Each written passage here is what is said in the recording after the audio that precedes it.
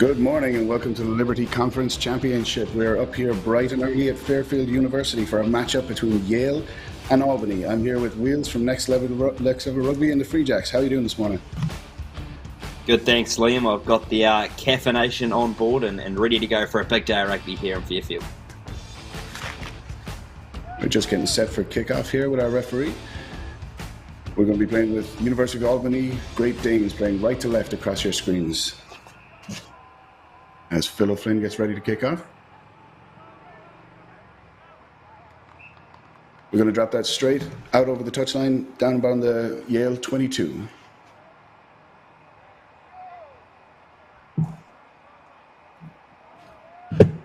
So first line out of the day. One today. Yale get set with a full line.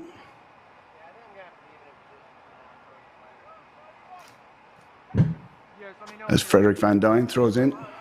Pot in the middle as we get set here. Luke Pankey brings it up the middle. Sets it off. We'll have a ruck there on the 10-metre line. Jack McLellan, quick service to his centres as he brings it right up hard. Yale with some hard running lines early. Albany getting set in defence. There's Harry Cassidy, the marauding South African, taking it up the middle. McLellan again, quick service. Dragging Albany right and left. We have a breakout here on the right. Theo Sandstrom. Drew Ward set at the ruck as the ball shoots out. Again, Pankey looking for action as he gets Harry Cassidy involved.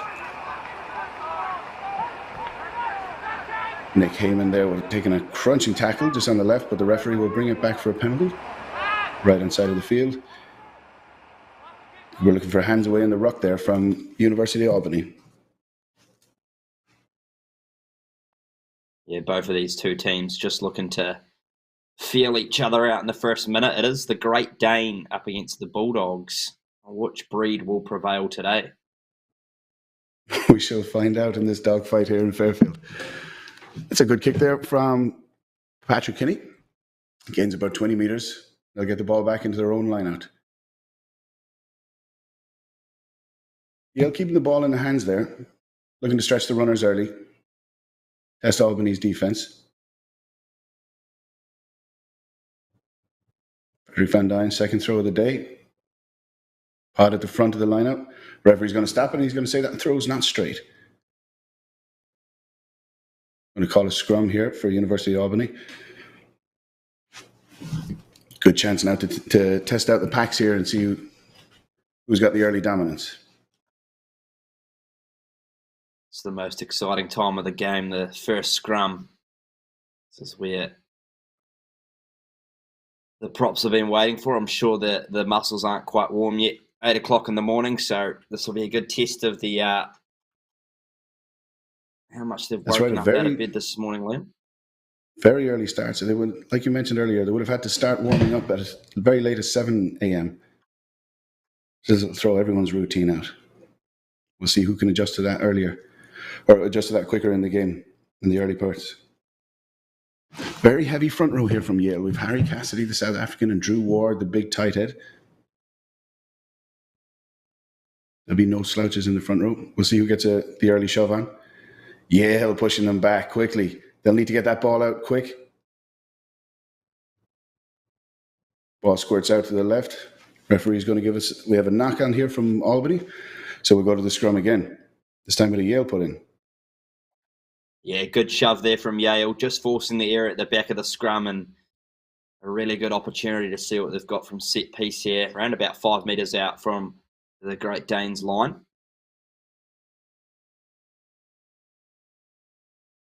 That was a big shove early.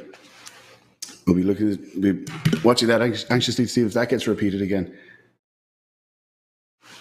University of Albany's scrum half will not be enjoying backpedaling like that. So McLellan with the advantage here. We have a big crash line from Henry Large. Comes up, gains a metre. And referee blows a penalty again. That's a try there, I think. Yeah. I beg your pardon. Thank you very much. I was looking at the wrong line for the try line. Big early try for Yale, so. And set up directly off the scrum set piece. Yeah, pretty stock standard start there from Yale. They went for the midfield crash. I think it was Henry Large, the captain, who bustled over in the end, and he was caught just short of the line, but as momentum was carrying him forward, he was allowed that one place, and they're on the That board one within the movement first on the 5 ground. minutes here. He'll be delighted to get that. He does so much for the team, leadership, organisational stuff, and used a lot as a crash test dummy to drag attention from defenders. So it'll be nice for him to get a score in there for once.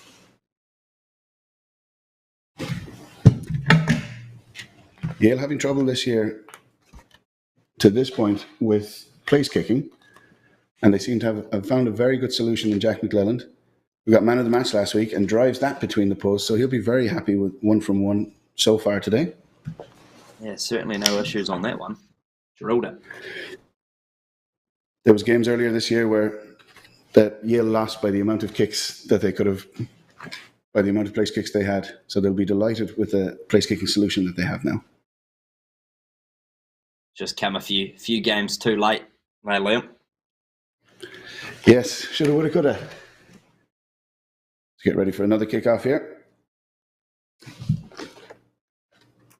Mr. Phil O'Flynn, the Munster rugby fan, my local team back home in Limerick. Not having the greatest season, but I can commiserate with Phil after this. I kick off, 10 metres back. Hanky takes it up.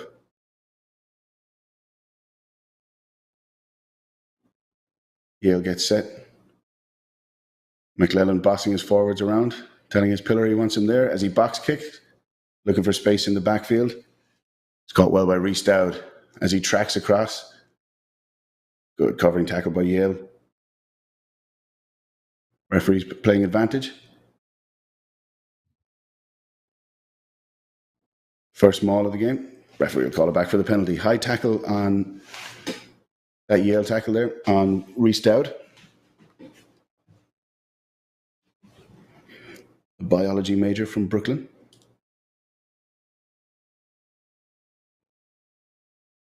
Phil O'Flynn kicking from hand for a penalty. That'll be a short penalty.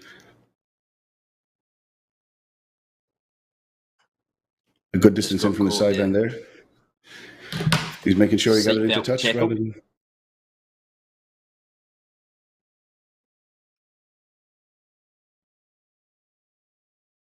First throw in from Andrew Umbria today, straight to the front of the lineup. It's a great day and set up a maul.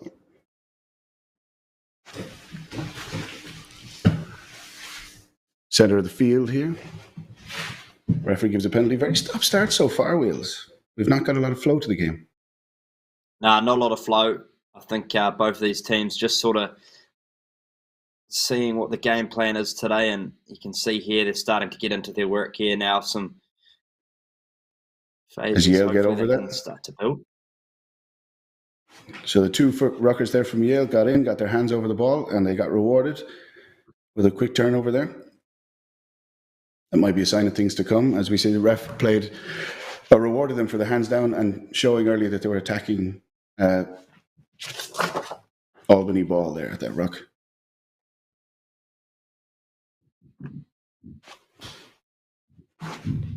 Patrick Kenny getting a decent distance from his penalty kick so far today. Set up for another line out here. Plenty of set pieces so far.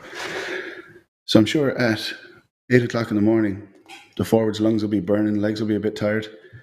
There's been plenty demanded of them so far. Yeah, I think if there's one I guess facet of the game that they won't enjoy is that early start, and especially the forwards, as you say, they're used to their 2.5 hour warm-ups, aren't they? Those machines take a while to get warmed up. Good take from Yale. Fingertips at the top of the lineup. You get a ruck set up halfway across the field. McClelland very quick to the breakdown. Big dummy runner plays it out the back. We're on the right-hand side of the field. 22 metres out. McClelland again looking for Drew Ward. He's swallowed up by 3 tacklers. Henry Large to Harry Cassidy. But he's on the field and off as the South African gives it back for McClelland. Referee's going to call a halt here. Wheels, was that a knock on or was that crack? Maybe McClellan bobbling that on the ground? Yeah, just a little knock on there. I think this is great work from the Next Level Rugby drone shot to give you this aerial view. And the Albany defence quite congested so far around the first or second breakdown and forcing Yale to make the wee error. So if Yale were to stretch them wider, they might be a bit more honest at the breakdown. So going straight out to 10 Philip Flynn here. Yale scrambling in defence to get around the corner as they're taken wide towards the touchline. Number 8, Eddie Bassett, taking up big strong carry, breaking the first tackle. Bassett again at the base of the ruck as Yale have turned it over. And they've just knocked it on in the first tackle there. It's unfortunate for Yale so quickly after a turnover. Referee allowing advantage to Albany.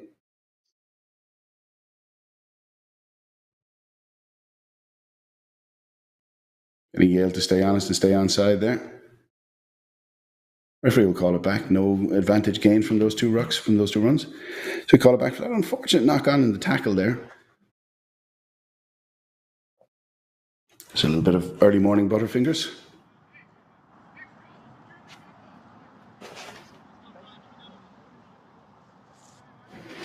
Scrum so far from Yale's been very good. They've got some great shove on the ball and really forcing this Albany front row to drive back. Yeah, big moment here for Albany in their second put into their own scrum. But they'll need to front up here. And it's never fun packing down as a front row and looking up and hearing a South African accent across from you. But they'll have to find a solution for it. South Africans, of course, scrum specialists, especially front rows. Be a scrum penalty for Albany, so they'll be delighted with that. That'll be a victory for the front row. As number 24, Ben Numbi, puts it out into touch, and that's good return from that kick there. And a little more comfortable with the penalty kicks to touch.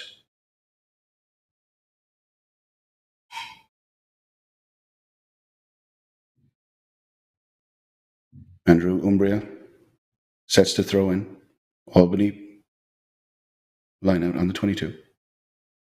Straight to the front, Yale steal that with a good front pod. That's Drew Ward, gets swallowed up, looks to get the ball back. Henry Large calling for it in midfield.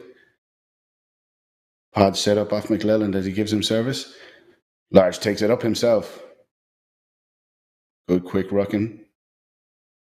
McClelland calls his forwards in. He's looking to box kick here. Great catch in the backfield there from Buba Sumare. That looked like a high tackle as he swung him to the ground by his collar. Referee's already set a stall out and said that he won't be allowing that today. It was a big hit, and I think the referee's having a chat to his AR here about where the shoulder made contact with the Great Danes player, but I carry on, Liam. It always makes it look so much more dramatic when the player swung to the ground, right? As opposed to just being dragged directly down. So the referee will call in his captain. Calling in Henry Large here. Just explaining to the captain what's about to happen to the player. Looks like it'll be Nick Heyman going to the bin for 10 minutes. As he explains to Henry Large why he's doing that. Always love the feedback between referees and captains here. I didn't think it was worthy of a yellow card, but obviously they've got a better ankle than we do. I thought it was a good front-on hit, and of course, as you said, Liam, it looks a lot more worse when that player's flung around to the ground, but interesting to see the law on that one. Maybe the fact that it was the second offence as well, not in fairly quick succession after the first one. Maybe a referee just making a point here. So we're halfway down the field. Yale now down to 14 men. As the Albany line-out malfunctions, go straight over the top. Referee calls a halt to proceedings here, and we're going to have a scrum. I'm sure Yale will be pretty happy to keep scrumming down. We've seen Yale use the box kick to exit their 22 a couple of times now. It seems a pretty set strategy from Jack McClelland at 9. Yeah, and it's not something you see a lot of in collegiate rugby either, is the utilisation of the box kick. But, I mean, if you've got a 9 that can box kick, I believe at this level it's such a bit of gold to have, and it's very prevalent early on that McClelland's looking to go to the boot. But as we see them exit here, that's a great nudge. McClelland goes back to Patrick Kinney, finds a bit of open grass in the backfield. Phil O'Flynn brings it up again, tracking across and again getting tackled in almost the same spot. This time he breaks the tackle and keeps going, driving the legs there and keeping the ball alive. Albany committing big numbers to the ruck, 4 and 5 men going into that, and they're getting good payback from their carries here to bring it right up to halfway. Referee warning Yale to stay onside as service goes out. Albany midfield. That's a penalty to Yale, holding on in the tackle. And Harry Cassidy kicking for a touch. Not every day you see a loose head prop doing that, but that was a decisive grabbing of the ball there from Harry. Yes, the technique of a 10 as well. That was a torpedo right out of the rugby kicking book. That was fantastic. The lost art of the torpedo kick for a touch. Harry Cassidy showing off some of his wares today. Started out as a hooker when he came to Yale. We have him propping today as he marshals that line out. Even as he was injured all year, we saw him in a leadership position, himself and Henry Ward, marshalling the troops up and down the sideline, telling guys where to be. I'm sure he's invaluable to Coach Craig Wilson as the ball goes to the front pod, and the referee again calls it. We're struggling to even get a 50% return on straight throws here today. Yeah, that one was clear for the referee. Just catching the outside shoulder. Of course, it has to catch the inside or the middle of the body. So just drifted on that one. It was a good decision. And sometimes when a hooker knows that a referee is watching, it puts a little bit more pressure on him. You get to shake your hands.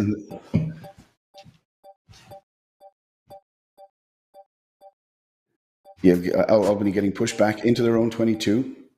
Nobody manages to get it out just in time to his out half, Phil O'Flynn, as he kicks that ball for touch. And Yale knock on in the catch. Just a little bit of nervous hands there, just a little bit too forward for him. And that'll be a good return from Albany. There'll be another scrum to Albany outside their own 22, a gain of about 20 metres. And if they can just manage to get the ball, if their scrum half Ben Numbi can manage to get the ball out quick enough, that's almost as good as driving them back, right?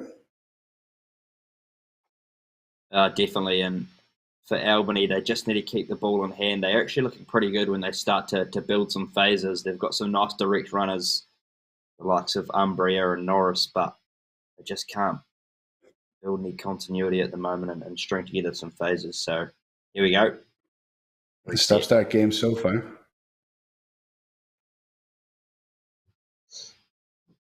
Free kick to Yale. There's maybe that heavy pack from Yale starting to tell. That's a tap penalty. They'll go straight to Drew Ward as he sidesteps 2 men, goes straight down the sideline. He cuts back inside, getting his defense or getting his support involved. The ball bobbles out the back of the ruck. A quick tackle, and Albany have got it back for themselves. Brilliant, as McClelland, for once, was not at the base of a ruck, and Yale get punished for it. A short box kick. Scrappy offload there, just outside the 22. And the referee will go penalty to Yale on this one. Again, McClelland looking to run the ball over and over. They've set out their stall there. Harry Cassidy with the fake. Absorbs 2 tacklers and offloads to his right. McClelland barking orders to his pod in midfield. Big crash ball for Drew Ward. Again, beats 2 tacklers. McClelland again, this time Henry Large. Fakes the tips pass and will take it up himself. Yale have options to the right here. Albany take another bite at that ruck and get shoved back. There's the pick and go from Yale. McClelland spoiled for options here. As Yale pick and go again. They might be over the line here. Referee takes a good look. Right on the line there. We'll await the referee's call here, as he says. He's explaining that there were 2 fouls there, and he'll go back to the first one. So we're going to go penalty to Yale. Scrum to Yale, I beg your pardon. 5 meters out. There's lovely stuff there from Yale. It all started from the quick tap down the blind side and really etched the meters forward. And now they've got a great opportunity here. We've already seen them score a try from a 5 meters out position. And you can see here they're set up for the crash ball again in the midfield. Let's see it. Scrum kind of in the center of the field, but interestingly, all the defenders on one side, bar one. Panky takes it up, uncharacteristically drops it. That's his second drop of the day. He won't like that. He'll be looking to make up for that as the game goes on. He'll take another bite at it there. Inches from the line. Referee goes penalty to Albany. That'll be a turnover for Yale hanging on in the tackle. That's a get out of jail free card there for Albany, Wheels. No, yep, they've cashed it in right there. And they'll look to clear it just past the 22, but Yale will be disappointed not to capitalise on that position there. Yale will be hoping when we get to the end of the first half or the end of the second that they're not ruining those missed opportunities in the first half. That word you said earlier stuck out to me, continuity. Either side that builds continuity seems to be gaining ground or seems to be getting good desserts from it. But both teams struggling to build it. As Albany go to the front of the lineup. It's little errors like we've just seen there. Just the small stuff, maybe.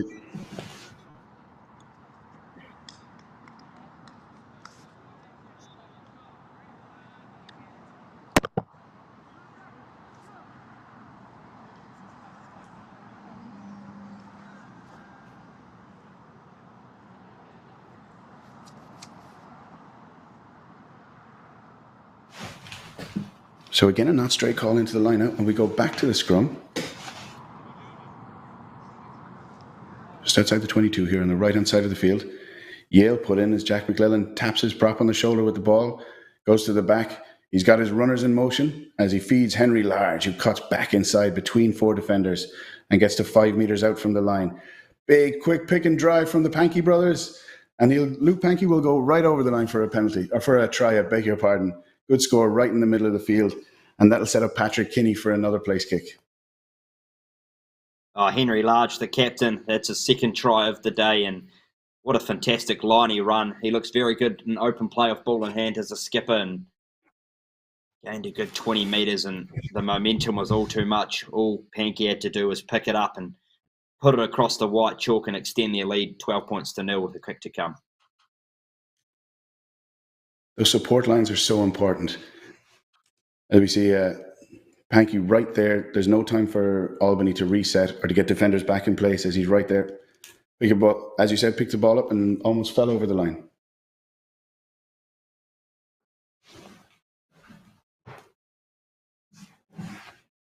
McClellan sets the kick here. He's 1 from 1 today.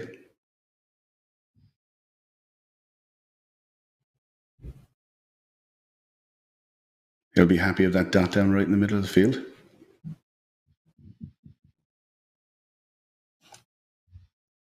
And he's good. So we have a 14-0 scoreline here. Halfway through the first half.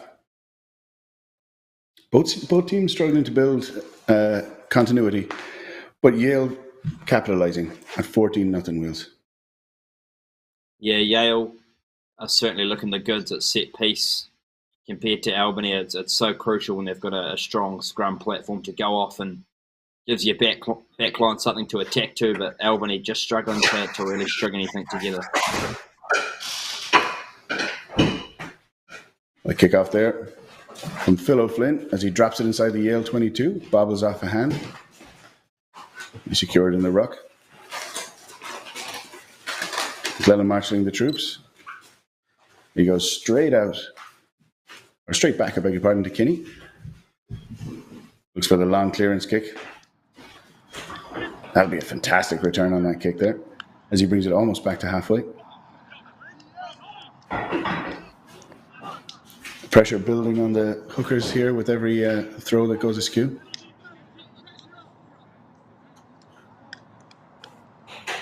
It's been a slight issue for both teams today. Both hookers just throws not quite hitting their target. I'm sure that at halftime they'll look to address those concerns. Maybe get some stick 'em on the hands. We have Dave Salvadori throwing into the line out here. For the underhand throw, straight to the front. It's bobbled, and so it's a knock on. We're playing advantage to Yale. Telegraphed that one.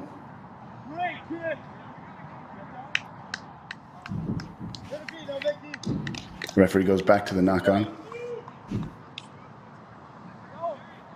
Great little weapon when it comes off, going to the first man in the line out. So he can take it up the blind side, maybe gain a few meters. Oh, it is. It's one of my favourite things to see as a trick move at the front of the line out. And as you said, almost pulled it off. But I think Yale will be equally happy here to take the scrum and we'll be trying to attack through that midfield again. A wild prop in his natural habitat, sprinting down the wing is something to behold usually. Oh, yeah. So McClellan with the feed to the scrum. Henry Large out the back play. It gets chipped through. Oh, caught in midfield right on the halfway line by Phil O'Flynn as he breaks to the right. A tricky runner. He's not breaking tackles as such, but Yale finding it very hard to get their hands around him and stop his progression. Good progress up the midfield here. Albany set it back. Andrew Umbria takes the carry. Referee's going to blow again. Albany not staying on their feet. Harry Cassidy for Yale will take the quick tap penalty. Hand off 2 men and set it up right on the halfway line, centre of the field for Jack McClelland. As he shoots it wide out to the left. Jack Klein on the wing gets bundled into touch. Referee will bring it back to the centre of the field here. Penalty to Yale as we were playing advantage. Yale again going for the tap penalties. Wheels are obviously much more comfortable running the ball on the ground than looking to gain territory through kicking to touch. Exactly. Lineouts have obviously, as we said, been an issue so far, but Yale are looking the better team with ball in hand, so probably the right thing to do is just to keep it in. And that man, Harry Cassidy, you've mentioned him a few times so far, he can do everything, can't he? He can kick, quick tap, carry, tackle, probably coach. I'm sure your comments are music to Harry's ears when he watches this game back later. He'll be delighted to hear that. As we set up for another scrum. Yale put in just outside the Albany 22 on the right hand side of the field. A big Yale front row packing down. I think we're seeing a little steam coming off the packs there. Might be a chilly morning down in Fairfield. As McClellan looks for a large again, ball bobbles across the ground. Heyman recovers and takes it up. McClellan with options everywhere. We get it wide to the right to Jack Klein. Cuts back inside to keep it alive. McClellan again finds large. Harry Cassidy in the midfield. Drew Ward. Props everywhere, offloading. Like a team of Kiwis out here. Ball squibs around on the ground, gets a knock on, and we'll have an Albany scrum. Back where this phase started, or back where this play started. Yale are really starting to get into their work here and look, definitely the better team with ball in hand, just stringing together some nice quick passes. I know you know the coaching staff of Yale, and no doubt that's something they work on is their passing, and certainly looking pretty good with ball in hand and accurate passing. Yeah, Craig Wilson, Yale's coach, an accomplished sevens player and coach, played himself for Hong Kong. But Yale certainly looking to build confidence, or they look like their confidence is building in midfield as forward players are offloading left and right. Makes for an exciting game of rugby here. Albany will be looking to get this ball out of the scrum really quickly. They haven't attacked inside Albany, Yale's 22, really at all in this game yet, so they need to probably look to play the territory battle here and force Yale inside their 22 to make a mistake. But it's hard to when you're up against such a strong scrum like this one. Have a look at it. As that ball squibs out the back there. Referee not happy with the scrum. You make a great point there, Wheels. It really is starting to feel like we're playing this whole game down in Albany's half, albeit they're only down 2 scores. That's really got a drag on you, as you're feeling as a forward, as you're putting in the tackles, doing the defense, and you just can't seem to get out of your own half. No, exactly. It's very, very demoralising for a forward when you're just having to make repetitive tackles and you're not getting any reward for your efforts. So I'm interested to see if we have a change of tactics here as the referee signals a free kick. Speaking of which, when you're packing down, pushing, and then you look up and all your efforts come for a penalty to the other team, you'll take that free kick.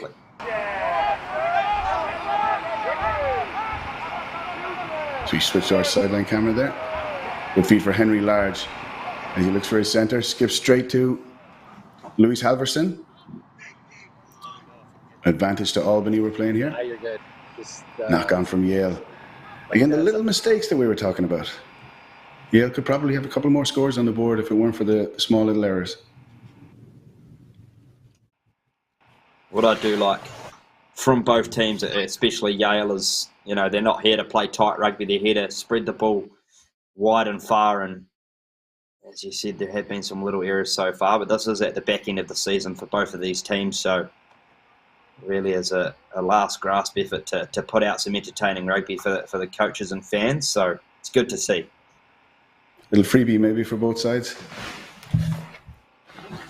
Put on some fun rugby for us here. It's an interesting view. We get a better view of the scrum here as we watch Yale walk Albany back. McLellan brimming with confidence as he runs around and picks up that ball. Again, we're going to go with the tap penalty. Straight to Pankey. He fakes the chip over and takes it into contact. Anyone who's been putting in tackles on Pankey so far would know that he's much more likely to go for contact than to chip it over your head. It'll turn over there for Albany in the ruck. Phil Flynn again. Just kind of a mischievous runner, manages to break 1 or 2 tackles and gain an extra couple of meters on everything. Ball went backwards, referee says. As Albany crab across the field.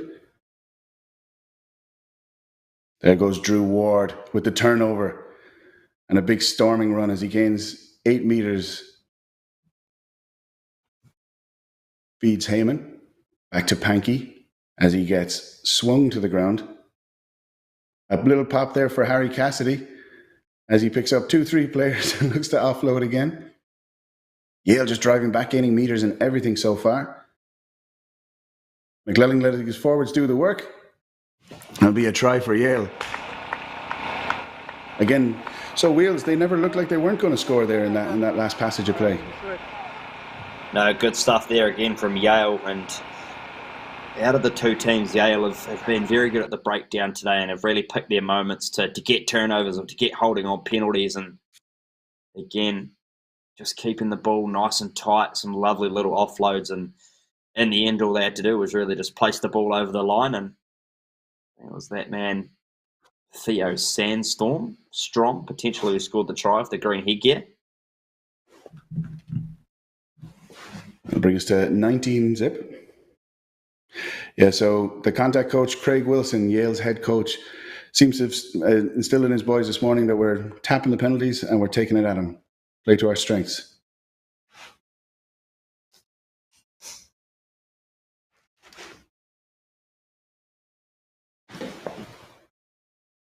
And again, we're at 3 from 3 for Patrick Kinney. Brings us to 21-0. So about 7 minutes out. Stop-start first half. There's still plenty of time left in it. 8 minutes. So, Wheels, where do Albany go from here? They look to kick for territory, set up inside the Yale 22, maybe get their forwards a sniff of the red zone? I think that the best place to start would be right here, and then that's to get a real deep, long kickoff, get a good chase line, and real force that back three of Yale into making a poor exit or a mistake. So I'll be starting right here for deep kickoff. Have I got my wish? We'll take it a bit deep. Not as little bit deeper. As Yale break 3 tackles, offload behind the back. Dancing's trying to stay inside the touchline. Ball bobbling around the ground. A couple of forwards kicking at it. And we'll go for the line out. Yale just brimming with confidence now. Everyone's looking to offload the ball and keep it alive. Pressure's off, end of the season.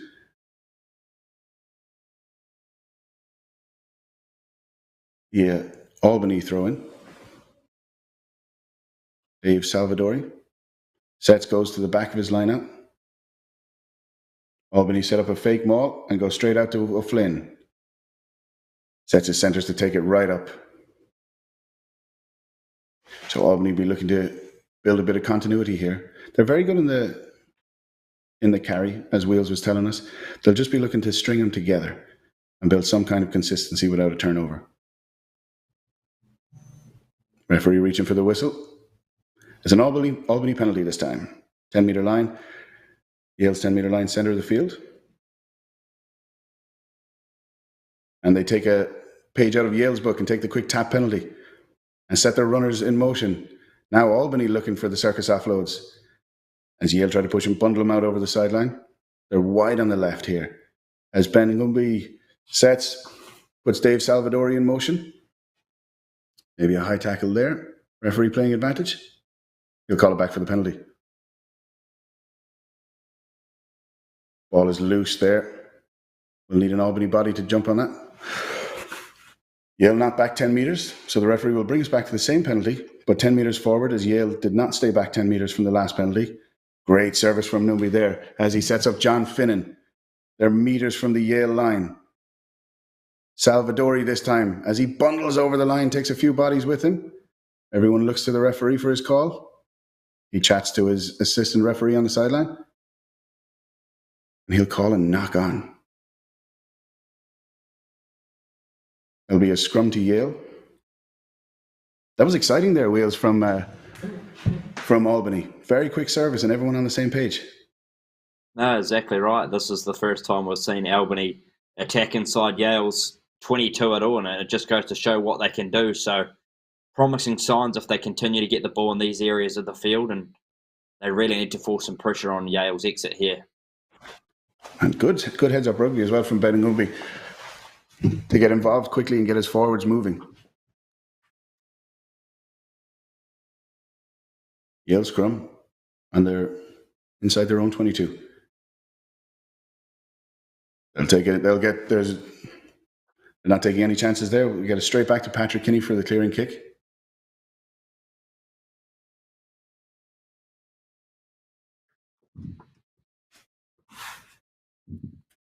We see there on the replay. There. Eddie Bassett, the Albany 8, trying to block that down and almost getting what he wanted. Patrick Kinney did well to get that away.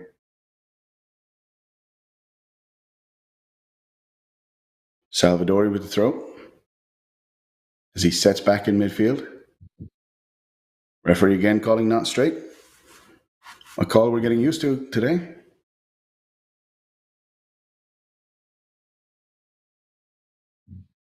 Let's have a look at the replay here of that last line out. They brought it down to Grandin, I think. Yeah, the scrum half there, number 24 for Albany, Ben Numby, just bobbled it forward. His dad played for Kenya, which sort of leads on to the big one tomorrow for the USA Eagles up against Kenya in the qualifying rep charge tournament. I know who he'll be cheering for. Some divided loyalties there. Good clearing kick from Yale as they bring play back inside the Albany half, where Yale will be much more comfortable playing.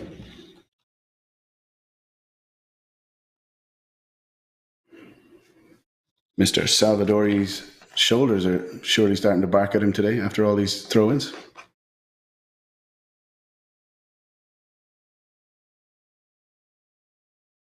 Good service in the middle line out. Ball gets dropped. The referee is allowing them to play on. Znumbi sets at the back. Straight to Umbria. Out into the midfield. Support is there quickly. Albany committing big numbers to the rucks. Not taking any chances in midfield. Little knock on there from Albany. So we'll go for another Yale scrum. Halfway line, just in the 10-metre line there. Left-hand side of the field. Wheels, this must be taking its toll on the forwards today. Scrum after scrum? Certainly, I'd love to see the scrum count or line-out count. We've certainly had a few today. And as you said, that man, Dave Salvadori, cybersecurity major out of Huntington, New York. His fun fact is he is a computer nerd. So if you're ever in need of any IT complications, he is your man to go for. You might need to give the keyboard a break if his arms are tired after all these throw-ins today. As Henry Large shoots up the middle, big carry, breaks 2 tackles and keeps going. McLellan sets, goes to his pod on the right. Albany dragging the Yale attackers to ground finally. McLellan to Kinney. Pankey to Harry Cassidy. The big man just chewing up defenders there. McLellan goes left again. Yale approaching the Albany 22. McLellan goes right this time. Serves Pankey again. We're playing advantage to Yale as Cassidy plays a skip pass past Drew Ward. A great offload from the ground. Every time Yale in the tackle, the eyes are turning backwards, looking for supporting players. They're looking to keep that ball alive. Big pod in the middle of the field. Drew Ward breaking 2 tackles. Still keeps going. We're in that familiar position, meters out from the Albany line as Yale knock on the door again. Yale's blood is up as we get a carry inches from the line. That's a try for Yale as they barge their way over and impose their will on Albany. It looks all too predictable as we get inside the Albany 22, Wills. Yale well and truly into their work now, stringing together some beautiful phases, just climbing metres on top of Albany, and the pressure there was all too much. Getting their 4th try of the game. Yale just capitalising on some good passages of play inside Albany's half. We're seeing Yale have systems, right, in the different parts of the field. It looks like when they're inside their own 22, box kick or straight to Kinney for their exit strategy. And once they get inside the Albany 22, the reverse, the forwards pick and go. McLellan stands back and just barks orders.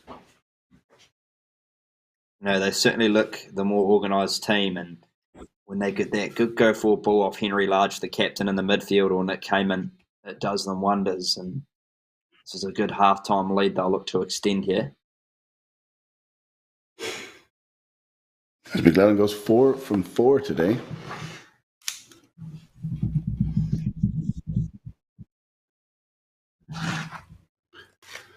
An interesting first half of rugby, to say the least. Yale in the dominance here. Albany's going to look to come out in the second half and get into the Yale's half. So we'll see you after half-time, Wills.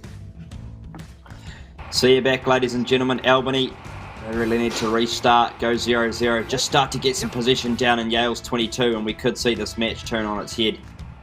See you at the break.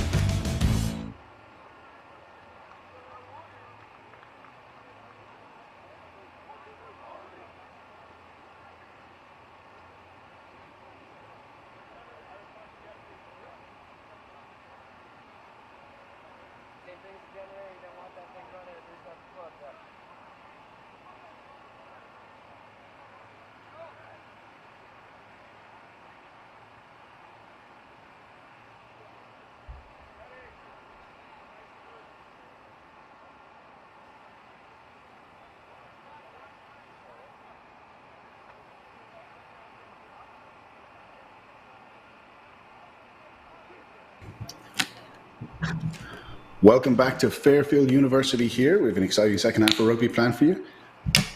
My name is Liam Quinn. I'm here with Wheels from Next Level Rugby. How are we doing, Wheels? Good, thanks, Liam, mate. Good first half underway. Yale out to a 28-0 lead. Be interesting to see what the tactics are in the second half. I'm sure Albany will be looking to play a more territorial battle inside Yale's half, and Yale will look to continue their dominance around the breakdown and etch meters on this Albany team. Yeah, scoreboard dominance, at least from Yale, as Harry Cassidy, the loosehead prop from South Africa, looks to kick off. Great kickoff there as he pushes him right back. Ball bobbled by the Albany defender. That'll be a great restart from Yale.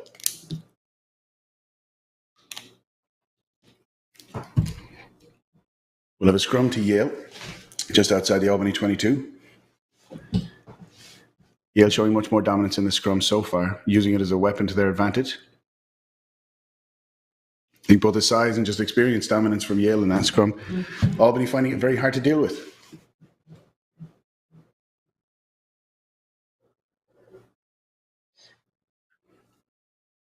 Ref not happy with that, as he'll reset that scrum.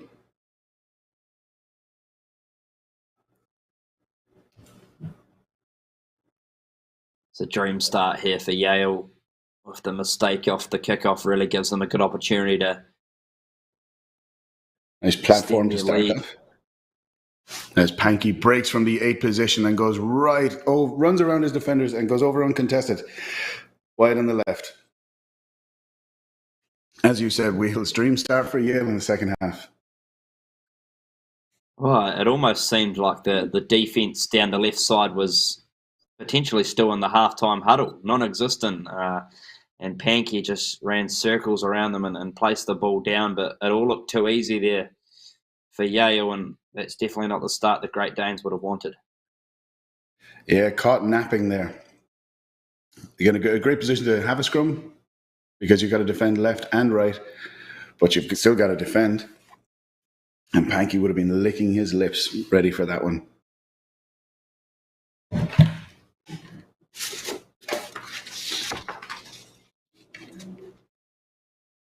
A little bit more of a challenge here for Patrick Kinney as he looks to extend his 100% kicking record so far today. It's obviously a key point to note that it is a bit easier for the goal kickers today with the football posts up, making the conversions a lot more wider, I guess, wider targets for the kickers. They'll be happy with that. That's a great point. One of the advantages of playing rugby, collegiate rugby in the US.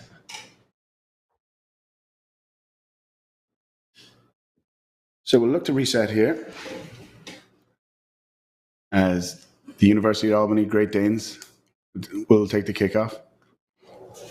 You were saying in the first half that you think Albany should look to push Yale right back into their own half and set up some territorial advantage right off the kickoff.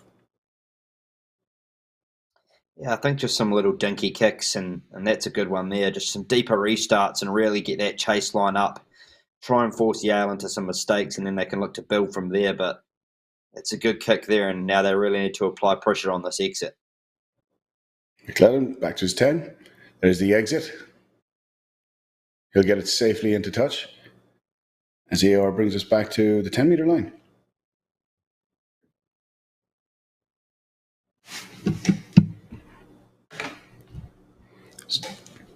Dave Salvadori looks to throw into another line out.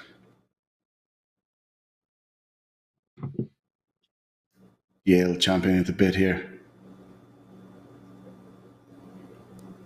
Salvadori throws to the front pod. Numby gets it out to Flynn. He looked to set up his midfield runners. We have a big break down the right-hand side here. He might be in. One more tackle, and he dives into the try zone. Oh, well done, Albany. They are certainly have breathed a bit of life into this game now. It's the winger down the outside, Rubas Samore, a fantastic turn of pace. That's really, really good to see from Albany. forced a little bit of pressure on the exit. They got the line out. And really the first time we've seen them execute and spreading the ball wide, and it just goes to show what they can do. They're on the board in this game. Good to see they're still switched on and ready to attack at a moment's notice. That might take some of the pressure off Albany now. They got their first duck out of the way. And they can settle into some more fun play now.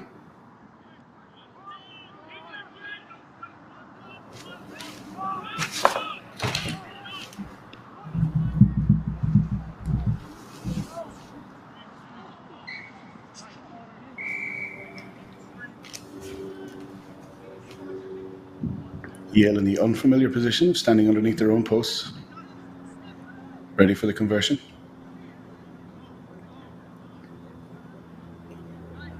Kick has decent direction, doesn't have the legs. As a ball is popped again to Harry Cassidy, who looks like he'll be taking kickoff duties today for the second half. That's one of the roles we haven't seen him play yet, so he's really ticking all the boxes today, isn't he? He's got the restarts as well. We haven't seen him carry the water or run the cameras for us yet, but I'm sure he'd be good at those too. Yeah, never say never. There's still plenty of time. As Cassidy sets the kick, drives it deep into their 22. This time it's securely caught by Albany as they set up a ruck just outside their own 22. Flynn drops back into the pocket. Yale taking a second bite. They might have a turnover here. As Albany switch into defense, and they do indeed as they set up Sandstrom. He drives back about 5 meters in the tackle. McKinney wide to the right. As the outhalf stands back from the ruck, he wants no part of that. Pankey in midfield. Henry Large shoots past Cassidy. Ball goes out, it bobbles loose, and it just trickles into touch. Referee's going to call us back.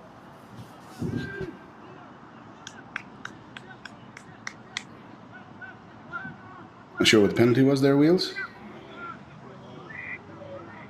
We're not quite sure, but they're opting to go for the quick tap again and get straight into it. Yale back to what they know best. What's been paying off well for them in the first half. Quick tap penalties, keeping the ball in hand and on the ground. As Cassidy times his rocking, jumps right in there. McClelland to McKinney. Through the hands. Henry Large, sneaky offload with the left hand behind his back.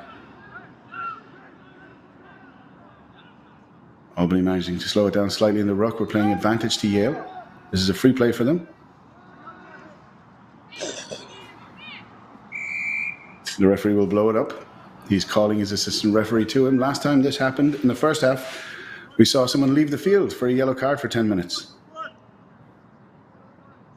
Yeah, it'd be interesting if they stick with consistency here, or you can see the referee has needed to chat to his assistant referee on both of those occasions. So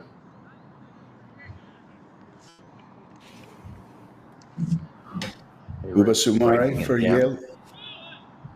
Buba Sumare for Yale there, looking to be carrying a bit of a stinger. He's limping and trying to loosen up the back. Big run on the Albany try earlier this half. So the Yale or the captain will call the Albany, I beg your pardon, the referee will call the Albany captain and his player over to explain his decision. It's going to be a yellow card. As Zurich Norris, the loosehead prop, leaves the field for the next 10 minutes.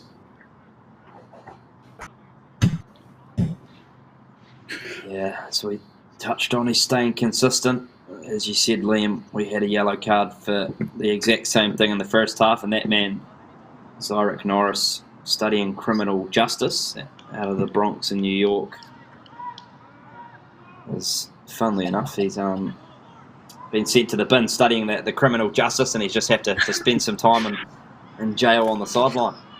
He can think about his transgressions in rugby jail on the sideline for a while.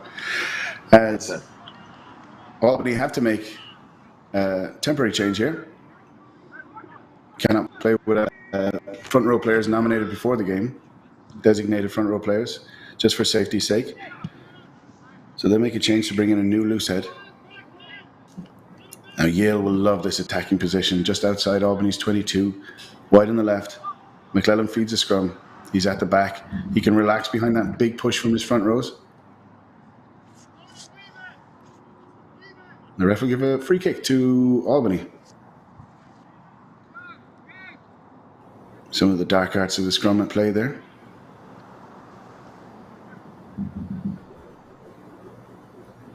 And a tap and go penalty on their own 22 as he feeds Salvadori. Right in the middle of the field here. Numbi sets up his runners. Dummy pass and goes to the box kicks. That's a towering box kick. It's well cleaned up by Louis Halverson as he chips over the top. The ball's bobbling into the corner. It'll be cleaned up by Phil O'Flynn as he looks to run it back. He doesn't want to get isolated here. Just on the touchline, they get bundled out, and that'll be a great return from Yale.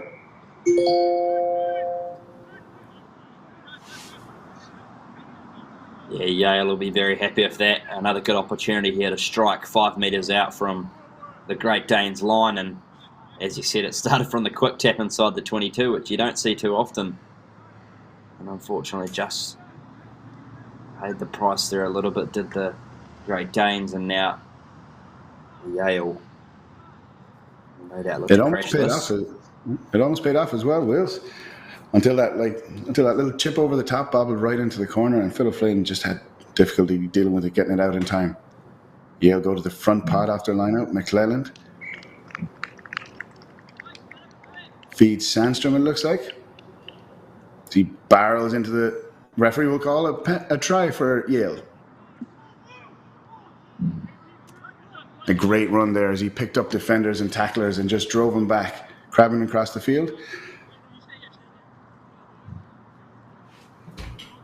Yeah, great try there from Yale. I think he's going to potentially look to convert his own try. No, he's not. He's going back to halfway, but we'll get a number on that man. But what a fantastic leg drive. He looked like he was going to be stopped short of the line, but he just continued to power the legs and found himself over the white. I think it might have been our man Panky again. The Energizer Bunny all over the field, showing up everywhere. He's definitely played a good game today as Panky. Scored a brace of tries. Only 3 minutes into the sin binning here, so there's another 7 minutes of playing a man down for Albany to deal with.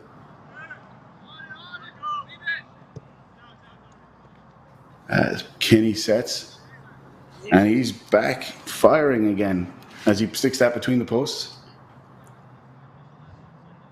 That's only one missed kick today so far. He's been on fire again with his place kicking. Back-to-back weeks for Patrick Kinney from the tee. Referee having a little chat with the Yale guys as they make their way back past halfway. Albany slow to walk back to the halfway line.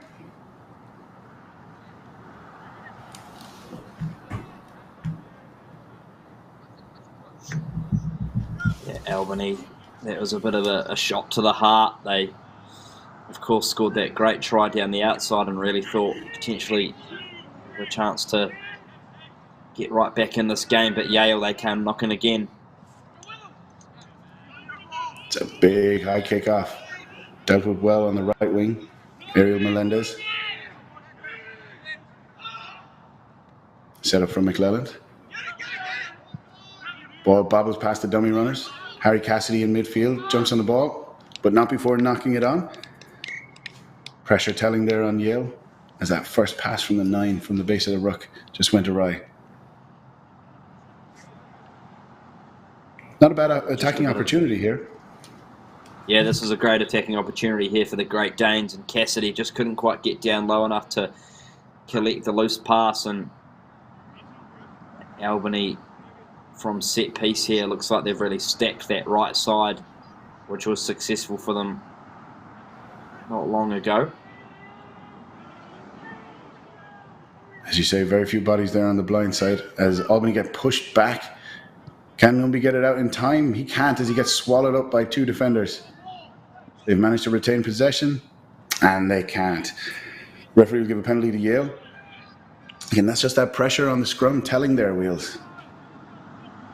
Yeah, too much pressure. The Yale front row getting a really good, well-timed shove on, and Albany just folding to it, and evidently they had too many men at the breakdown and snuffled on the ball straight away to get the turnover, and now they'll not find touch. Yale penalty stays in field.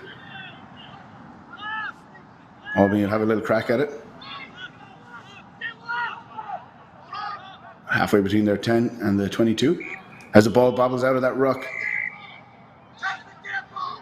the ref's going to call 2 knock-ons. Whoever the first one was against will give up possession. We're going to make a substitution here. As Pankey leaves the field after a brilliant season, we'll also see Cassidy go as the troops come in. Yeah, both of those men have earned a rest on the sideline, a Gatorade, and probably, it's still a bit chilly down there, so probably a nice hot cup of coffee. And as it looks like Eddie Profit and Colin Means come in to join the action. We'll see how this changes the scrum as 2 of their more experienced, bigger players come out. Free kick to, even as we speak, free kick to University at Albany. As McLellan knocked on the door of the scrum there, but didn't like what he heard, and he held the ball back. Dave Salvadori with the carry and the pass. A ruck wide on the left now. We have an injury just behind the play here to an Albany player. I think that's Dave Salvadori. Maybe a clash of players out there. He's going to give a penalty to Albany, telling the Yale players to get back 10 metres. Again, we're going with the tap penalty here. Both sides keeping it on the ground and in the hands. Late feed there as he gets swallowed up by defenders. Yale set their line right across the field and drive Albany back in the tackle. The ball squirts loose. And Yale now in attack. We're going to come back for the knock-on there. Yale looking dangerous there. They were ready to attack at a moment's notice. yeah, Yale certainly looking good on attack still, and another replacement comes onto the field here. Looks like number 21, Chance Flanagan, for the Bulldogs. With this lead extended, they'll probably look to continue to bring on these fresh legs, and as we see here, Albany really stacking this right side defence. McLelland looking for Patrick Kinney as he chips over the top. Does he gather his own ball? Try. He does. And he's into the end zone for the try zone for the try there. Brilliant individual try there from Patrick Kinney with a little chip over the top and the All Black-esque gather as he goes in to convert his own. Oh, you love to see it. The chip and chase. Kinney, fantastic vision like a good 10 should have. He spotted the space at the back and the bounce was favourable, and all he had to do was run it in 20 metres. That's a great try to Patrick Kinney there for the Bulldogs. Looks like we have an injury here in the try zone. Shumari again still struggling with that. A sore hip or maybe a tight back. Albany looking for the substitution as Kinney sets up his conversion. Kinney driving up his kicking stats here. He's been metronomic today. Only the one miss from wide outside on the left. And again, he drives it right between the posts. It's the flags raised.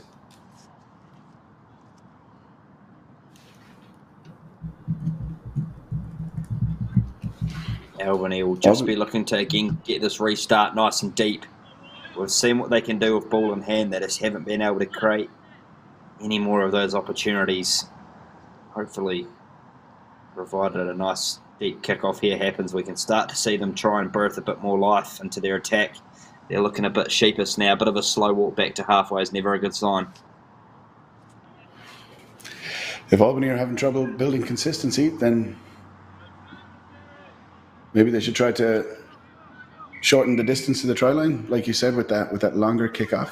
Force Yale back a bit and have to string less phases together to get to the try line. Some standout performers, though, on the Albany side. They haven't given up today and just powerhouses just kept going. Ben Numbia, 24, number 24, playing the 9 position, has just been an energizer bunny all day. Yale forcing Albany back behind their own halfway as they look to get some go-forward ball here. Yale wrap them up inside the 10-metre line. Albany crab across the field. We're playing advantage maybe to Albany. They're going to go for the penalty. Very quick tap and go as he goes right. Out to John Finnan.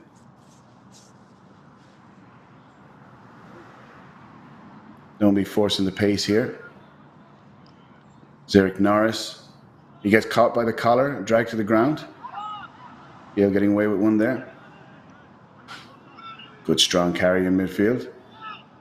A go-forward ball that Albany will be looking for. Defenders shooting out of the line. John Finnan again. Feeds wide in the left. Winger skips a tackle. He's right on the touchline. Managed to keep the ball in play. And we bring play back across the field to the right. Again, Albany making absolutely sure, committing plenty of men to the ruck. Ball staying alive, going hand to hand and not touching the ground. We'll get another penalty to Albany here as they build a bit of momentum, and that magic word that Wheels used earlier, continuity. It's the key word, isn't it? Continuity. And this man with the ball now, he's tried his best, as you said, Liam. He's played well today for Albany. Has been Numby, the little energizer bunny at scrum half, has been a shining light. And this is a real good opportunity for them to try and get their team on the score sheet again. I'd love to see a weak drive here. Let's see. You need those leaders keeping heads in the game when heads start to drop and shoulders start to drop, right? Guys can get distracted, and you need those talismanic leaders keeping guys focused and keeping them interested. Huge attacking opportunity here. 5 meters out. Referee not happy with the throw. He's going to call a scrum, and that's unfortunate for Albany as they look to build a bit of momentum there that we talked about. Yeah, unfortunate there for Albany, but definitely the right decision. Just catching the far outside shoulder, and Dave Salvadori, unfortunate. Just couldn't quite get the throw accurate enough, and really it's been an issue for both teams so far in this game. But just so hard to build momentum without those little technical bits, you know? Certainly is, it certainly is. But Albany is still in the right part of the field here, so they really need to put some pressure on this kick.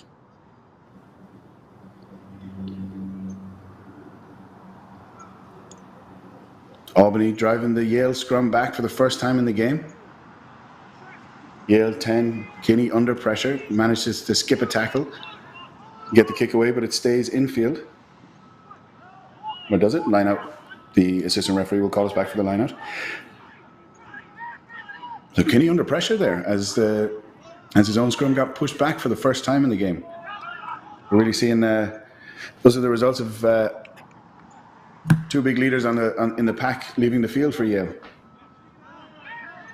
It shows just how much a difference it makes when two of your front rows are replaced. That's definitely a great scrum there from Albany, but it looks like they've made a mistake in giving Yale back the ball at the line out. And I'll look to sprint wide here. Yale ready to attack from anywhere at a moment's notice, and that's a big turnover from Albany as they get the ball back from a bobbled pass. A defender who was about to retreat grabbed that one and said, "Thanks very much, I'll have it." As Albany set up again. Numbie with service. Out to Phil O'Flynn.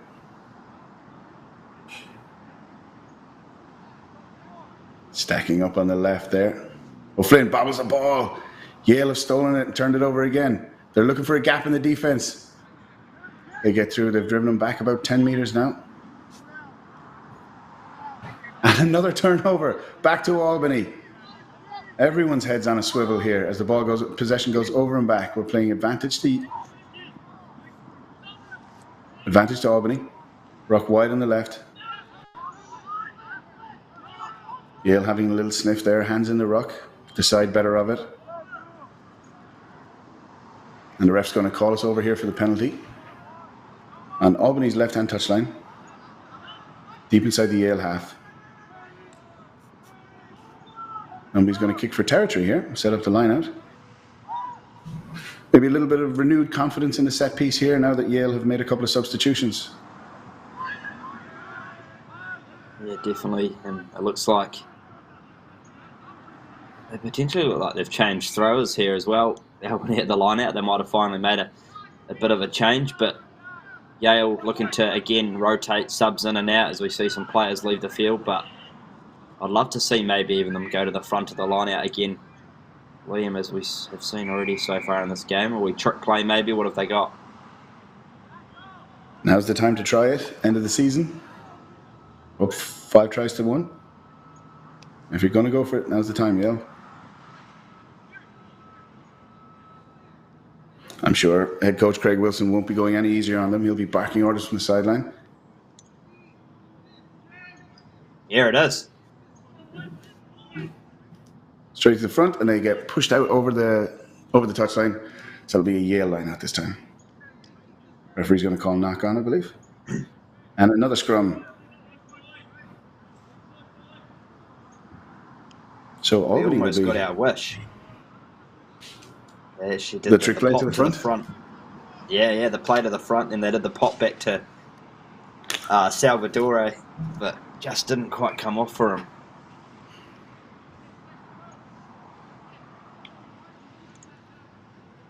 It would have been a nice bit of excitement, but if only. Would have been a great way to finish the first game of the tournament here today. The Liberty Conference Championship in Fairfield. As Yale get their own possession back from the scrum. There's a big break in midfield. They get the offload away, way down the touchline, and the referee is going to call us back.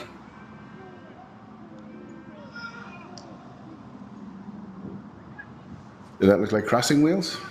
Maybe a bit of obstruction? I think the referee's call was a forward pass in there.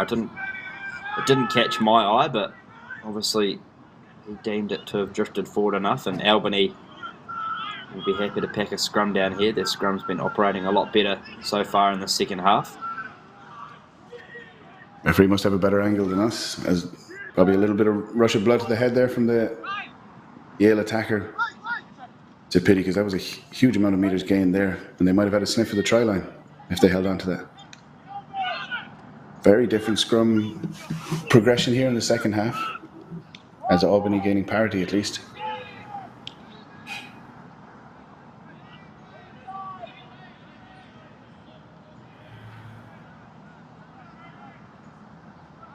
I really want to see Albany try and get this ball out wide. We've got some speedsters on the outside, but just haven't been able to utilise them enough today, so hopefully Numby can get some quick ball here. Yale wheel their scrum at about just in time. Centre's carrying it up midfield. It's a good platform. Not quite the crisp go forward ball that we saw in the first half with the starters. As Yale go to kick. That's a big up and under. Possession will come back. It's a penalty to Yale. So that was a free play for Yale there as they decided to take a kick. No harm, no foul.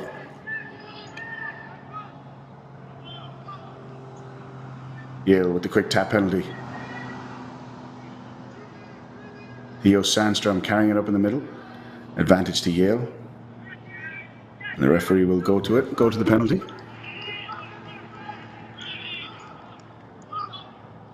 as Yale's substitute scrum half. Another little ball of energy as the referee tells him, hold on, I'm not going to let you take the quick penalty there.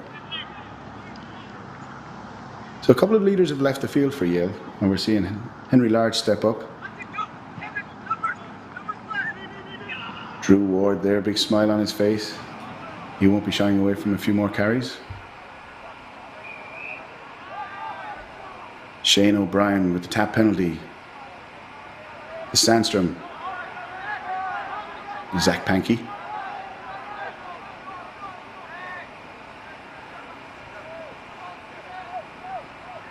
O'Brien feeds to the right.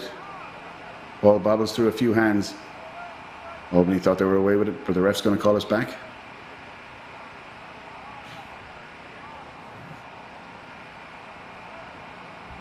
Albany just need to be careful with their discipline as well, especially inside this area of the field. They've already given up 2 yellow cards today so far. So if those penalties start to stack up, you think the referee will maybe go to his pocket again? Yeah, I think we could certainly see it. I guess it all depends on what it is. If it's high tackle infringement, again, as we've seen the referee's given cards for so far today, then he looks pretty happy to give those. But if they're slowing the ball down, we could well see him go to the pocket as well. Chance Flanagan gets the ball out, gets it to Henry Large. Big carry. Fortunately, that's going to be a knock on. We'll have another scrum here. Henry Large with the cheeky grin as he comes up off the ground and taps Pankey on the shoulder. Drew Ward leaves the field for the final time this season as Frederick Van Dyne comes back into the game.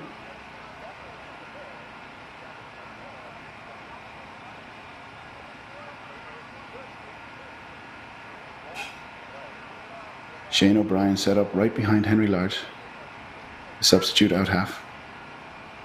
It's Chance Flanagan watches his opposite number, ready to put the ball in.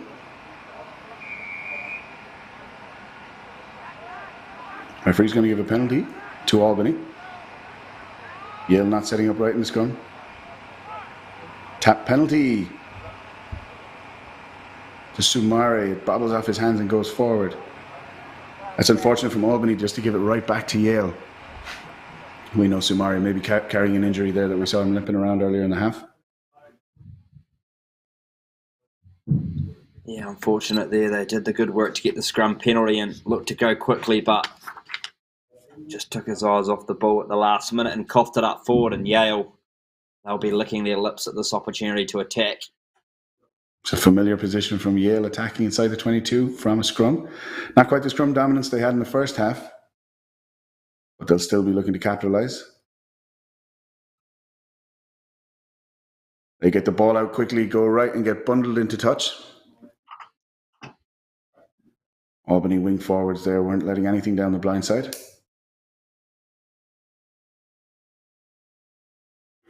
It's a crunching tackle there. I think it was the number 1, Norris, who spent some time in the bin today. He's probably had a recharge of energy and ready to go again. It's a great hit.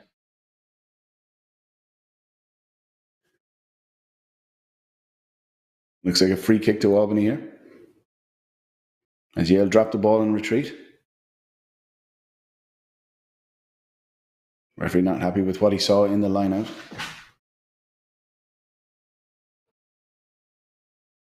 Ben Numby will tap. Feed his runners. The basketball offload. The chest pass to Sumare.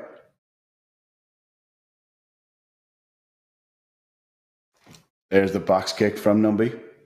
It's a towering kick. And it's not dealt with by Yale.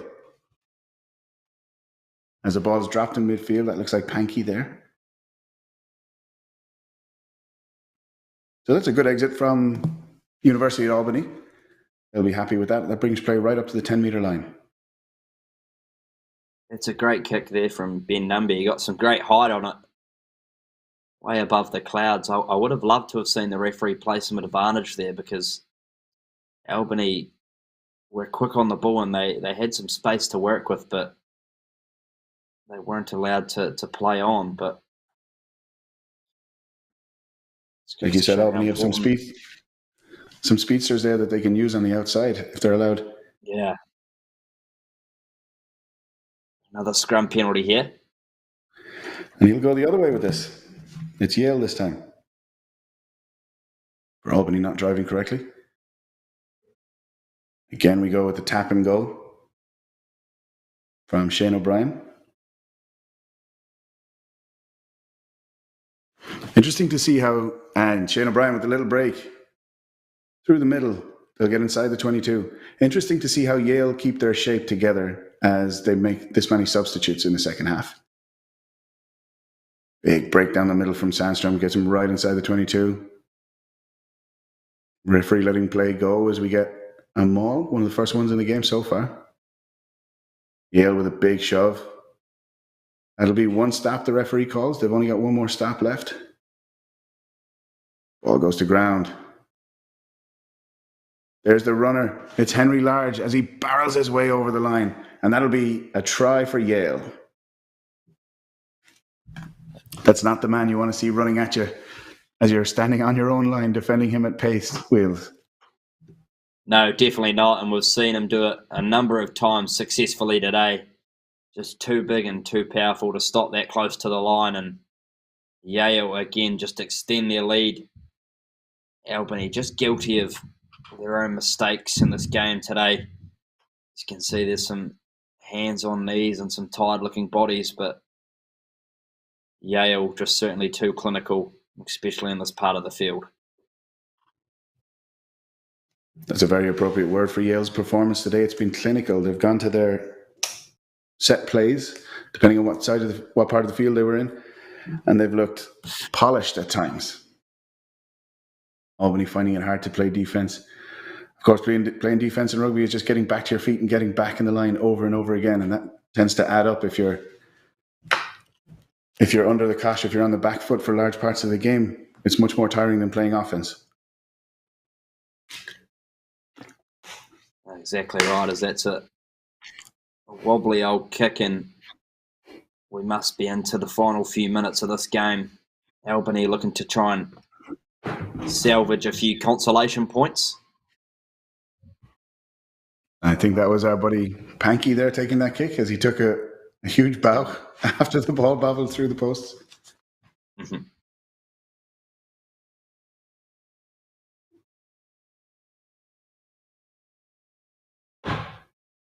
So Numby, one of the leaders here on this Albany side, to kick off from the centre spot. He's going to hoist that high. Good catch from Yale. Take play right up just outside their own 22. Great pass, forward momentum, bringing him almost to the halfway line. See how get bodies into the ruck. Chance Flanagan with the service. Yale's shape not as crisp as when they had their since the substitutes came on. As Flanagan feeds Shane O'Brien. Wide out and to the left.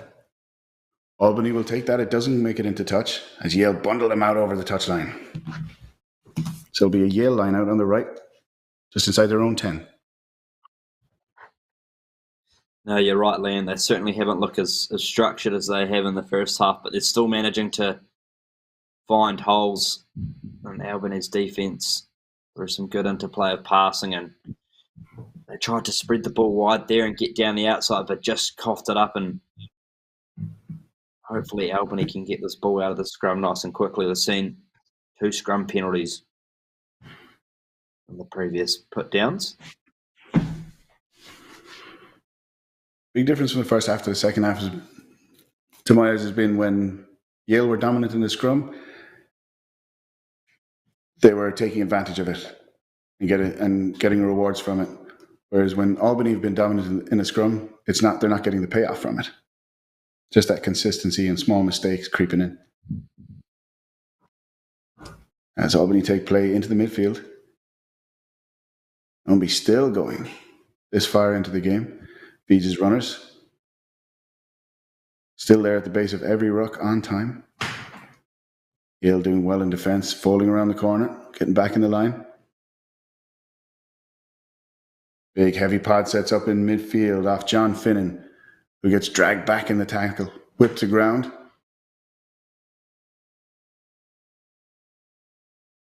Seems Albany are committing so many men to the ruck that they're kind of short of runners in midfield.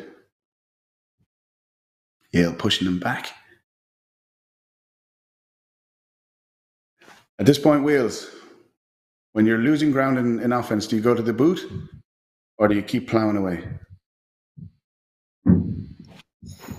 Yeah, well, with full time now, I think he's just signaling. I don't know, I thought he was signaling full time, so there's not much you can do now. But I think definitely I would have loved to have seen some wee kicks in behind. You see Yale have done that a little bit today. We saw Patrick Kinney obviously score that great try. There is a lot of space in the back left and right corners, but I think for Albany, at this stage of the game, just try and keep the ball in hand as much as possible because you need points. And to score points, you've got to obviously be in possession of the ball, so no point kicking it away. That's a great point. So we have an Albany scrum on the halfway. But you're right, Liam, they are committing far too many men to the breakdown at the moment, which is just sucking in all of their runners, and Yale are finding it very easy to defend. So I would like to see them try and mix up their attack a bit more and not commit so many men. And he feeds Finn and he goes back inside to Reese Dowd.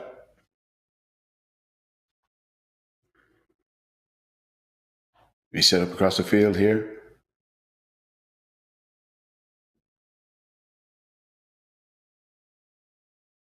Referee calls for a penalty. Yale not rolling away, hands on the ground there. There's the quick tap penalty. And now we get to see some of the speedsters out wide, maybe. Albany forcing their way towards the Yale 22. Yale having a second bite at that ruck. Albany needs help there.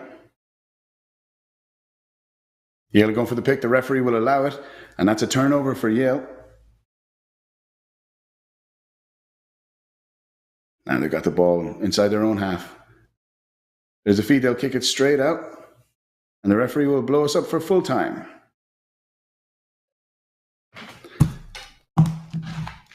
So,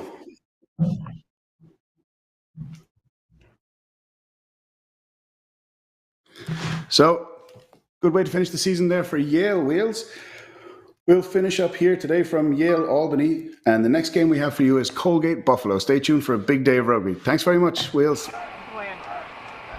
Yeah, cheers, Liam. Great call. Well done, Yale. Too clinical, too good with ball in hand for Albany today. Great seasons for both of these sides, and if you love your rugby action, there's plenty more coming up on Next Level Rugby. Stay tuned. Get some caffeine on board.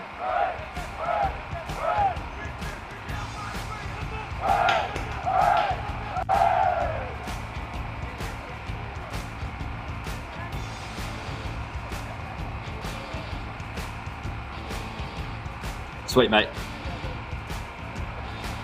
Yes. Okay, sweet. Thanks, mate.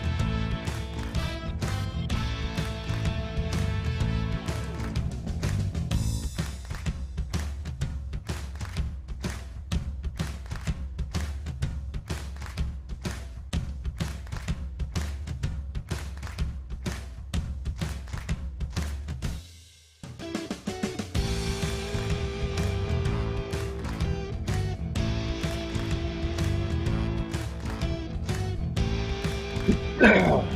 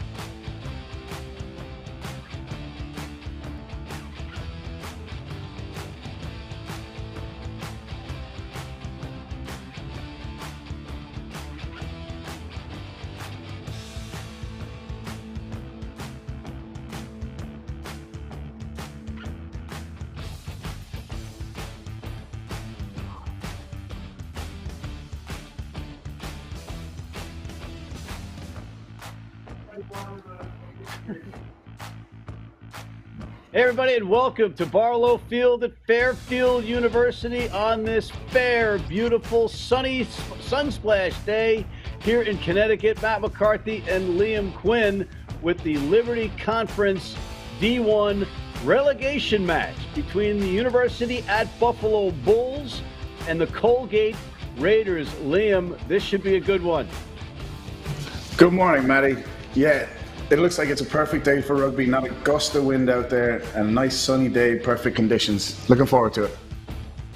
And Liam, you know, you got to love the fact that we have the warm kind of Indian summer here in in November. It's the autumn internationals across the planet. We've got World Cup the World 7 Series. We've got Team USA fighting in a World Cup, plus Team USA fighting to get into a World Cup if you're the men's team in the repechage matches. It's just rugby, brother, and we got some great stuff here in front of us today. I don't know what any of that stuff, Matt, is, Matt. Is there anywhere else I'd rather be except here today for this game? This is prime time viewing. And we are underway as the University of Buffalo in blue and white take the kickoff. Colgate in the maroon, I'd say we'd call that, right, Liam? I'd go with maroon, fair compromise. All right, we've got our advanced drone footage of this match, so everybody gets to see the wide angle of the field, see the play developing, and UB taking it out of the bottom of that ruck, pitching it up wide to the outside.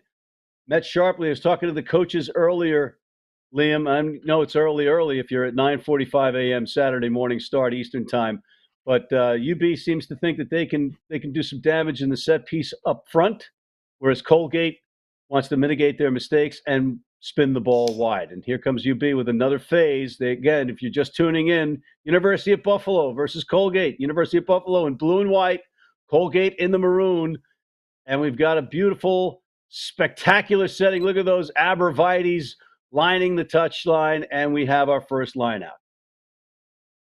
Yeah, great backdrop for a game of rugby.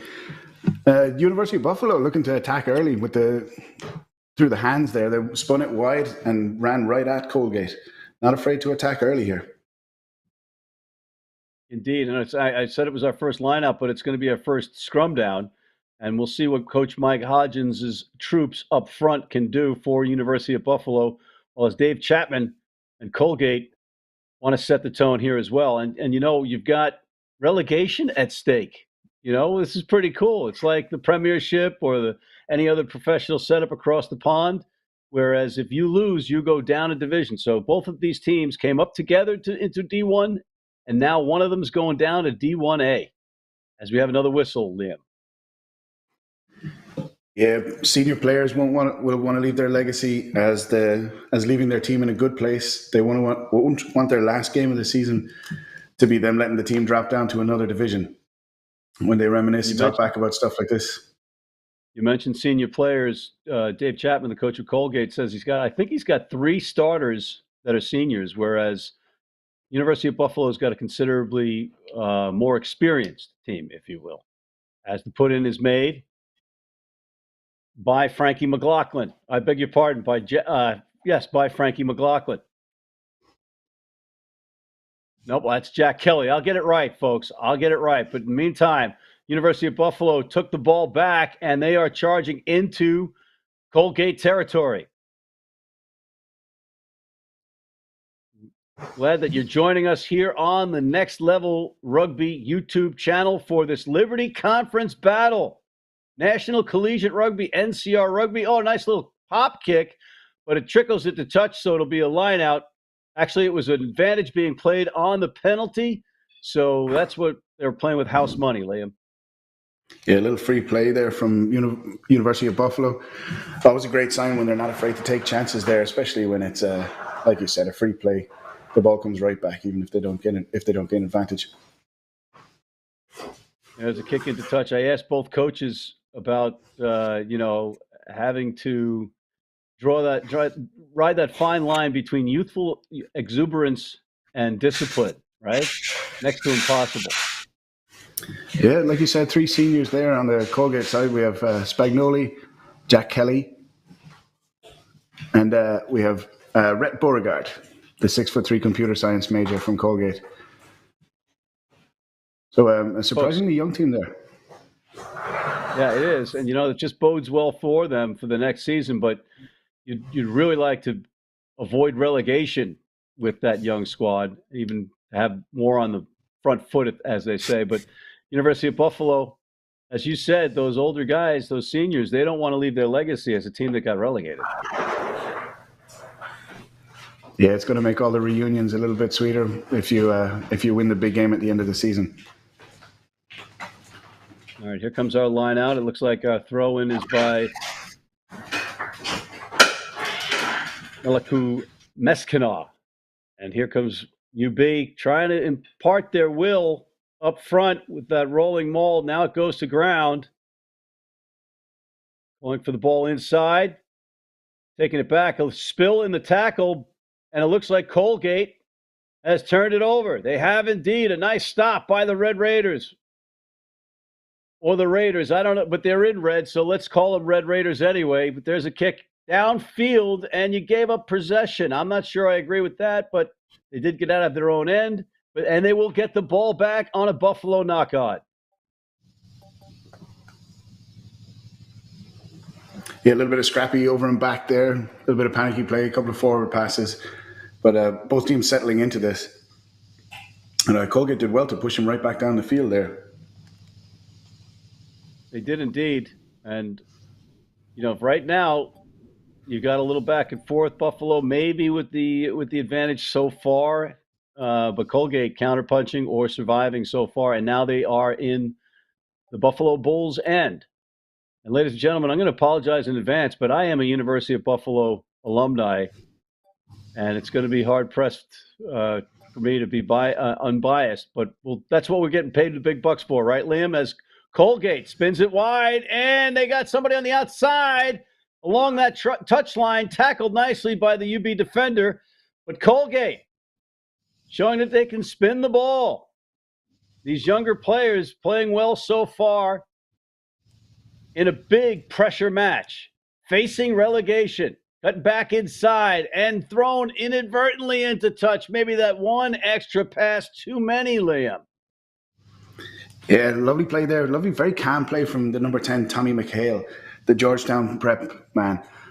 Taking the ball very, very close to the line and at that last minute just feeding the passes. And McHale, the number 10, is a sophomore, if I'm not mistaken, and he is one of the 3 captains. Jack Kelly is the senior captain at number 8, so he'll be barking in the ear of McHale throughout the match. Keep an eye on that dynamic. And they also can switch off on kicking duties depending on who's feeling what. But the line out is taken by University of Buffalo.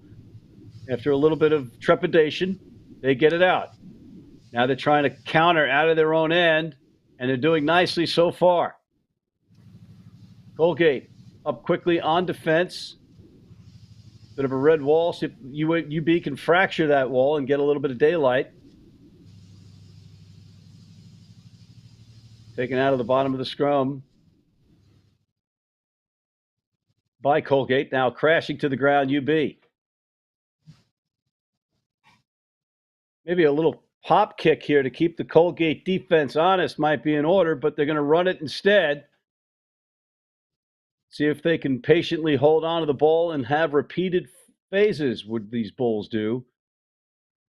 And it's a penalty earned by Buffalo. Just a bit of sustained pressure there from Buffalo, just finally told on the Colgate defense. They were doing well, getting back in the line and defending well, but like you said, that consistency there from Buffalo told eventually. Indeed. And now it's UB that try to get that front row established, maybe push Colgate back a couple of meters before getting the ball out of that scrum. Mike Hodgins and coaching staff of University of Buffalo would like to see nothing better.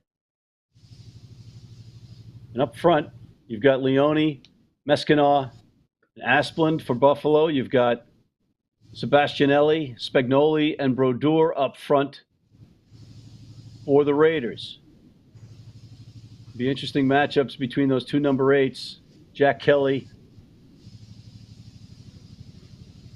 and Buffalo's Zach Antonacci. As we wait, referee, a little professorial instruction. It is a college match, Liam. Yeah, referees will be looking to set out their stall early, let both front rows know what they expect from them and how they want to ref this game. They'll let them know early so that at least the guys have a chance to play it the way the ref wants it and stay out of his book and keep the whistle in his pocket. Yeah, that's a key. You want to ride the fine line of teaching, but also letting them play. As Buffalo takes it off the back of the scrum, keeps it alive, I believe it's that red line on the outside of the pitch, folks, but we'll check that. There's a lot of lines on this field to make it a little bit more difficult to watch, but also to play. Because in real time, you're speeding by, and sometimes you can question which line is which. Colgate playing well on defense, but not rolling away, and it'll be a penalty earned by Buffalo. I believe it's a yellow line for the sideline we're playing today. So that red one will be the 5 I would have been running into touch every play. I've done it myself. So, yeah, it's like I had it wrong. I'm sure one of these kids is going to get it wrong. Hopefully they're smarter than I am, but there's a line out now, Liam, to Buffalo. And Matt, I assume the reason we're not on camera today is because you're dressed head to toe in blue and white. So to maintain the... Listen. Are you a tuba? The answer to that is you bet your sweet blank I'm a tuba, and I am. That's a traveling or the touring University at Buffalo side, tubas. All watching at home, the alumni, very proud, but so are those Colgate Raiders alumni, so don't undersell them. And I don't want to get those nasty Reddit remarks as University of Buffalo now trying to get into deep Colgate territory.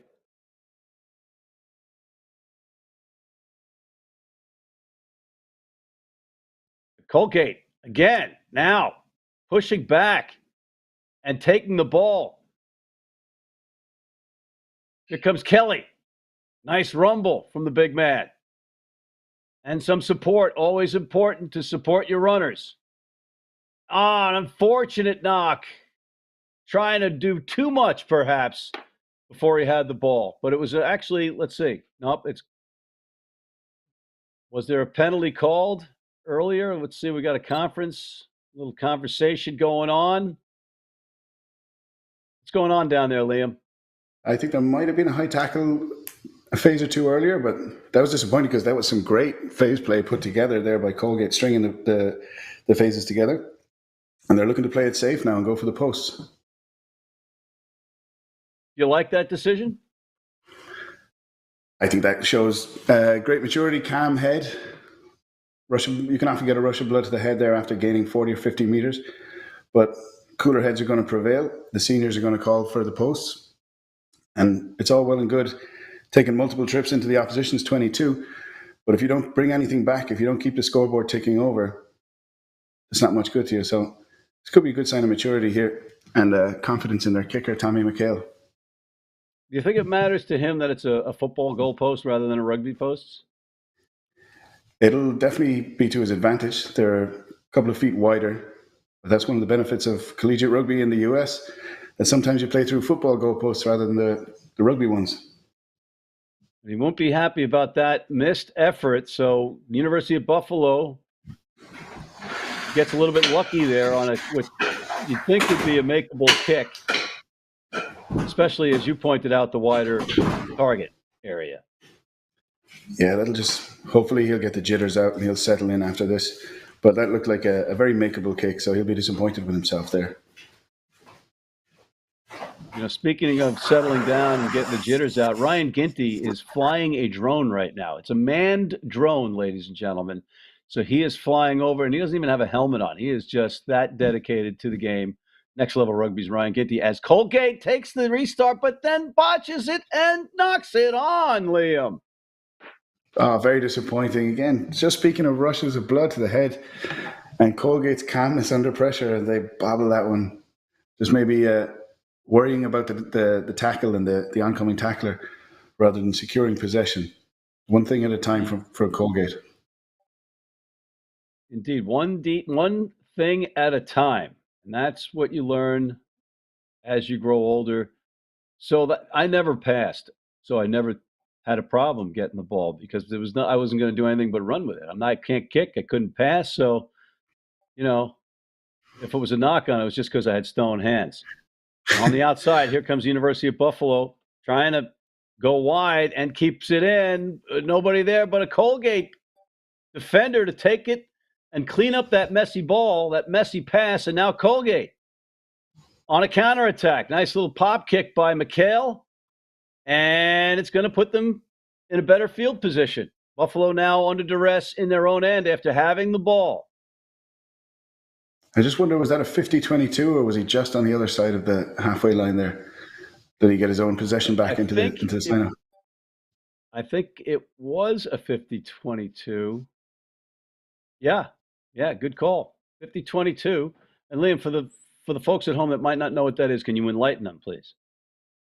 If you're behind your own halfway line and you kick the ball and it bobbles out into touch inside their 22, you get your own throw in.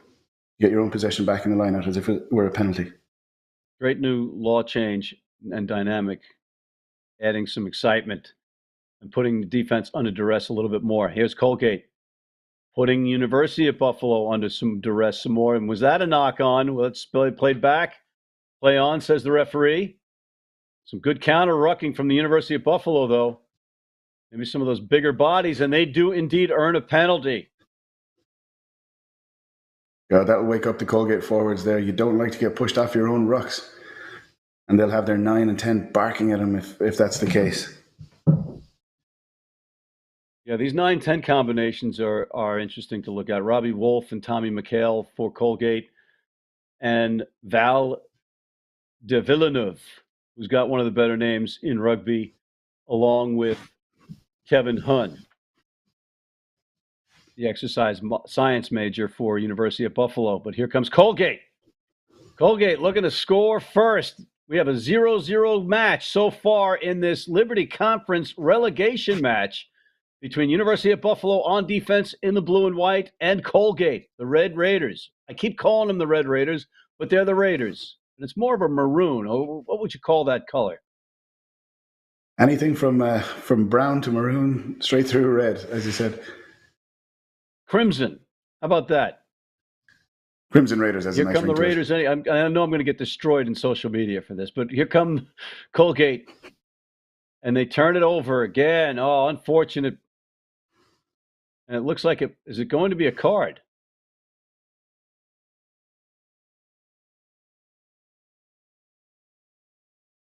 Ref having a quick chat with the captains there. Okay, so it's just going to be, well, yeah, there's somebody trotting off, it looks like, for Colgate.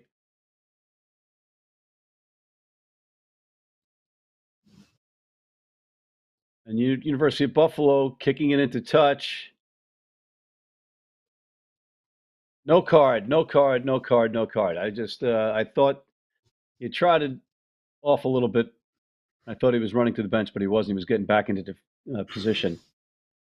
So University of Buffalo off the kick into touch on the penalty with the throw-in. Just a little thing to watch from Buffalo there. Some of the tackles are going in very high, and we've had Villanueva jumping on, just hanging from shoulders. And if he keeps showing that picture to the ref, he might get pulled and we might actually see a card then. You don't want that to happen in a match like this, which is proving to be tight, where points might be at a premium. So you certainly don't want to be down a player. But now fighting hard, Colgate. Nice look back inside into the open. Here comes Frankie McLaughlin. McLaughlin with a ramble. Nice moves inside, and he's going in for our first try for Colgate. End of this match. Frankie McLaughlin from Garden City. What a break. The little inside ball as Tommy McHale faked to the outside, cut him back inside, but he had plenty of work still to do as he bobbed and weaved there and maybe made 2 or 3 defenders miss before just finishing it off with speed. That was a very exciting play. One of Chaminade's proudest moments, other than legend of Chaminade, Steve Malloy, making some headway in the rugby circles of New York. But wow, what a play by McLaughlin. Just burst into the open, some nice ankle breaking moves, and the 6-foot 20-year-old junior gets it into the try zone for our first score of the day, and the kick is up, and it is good.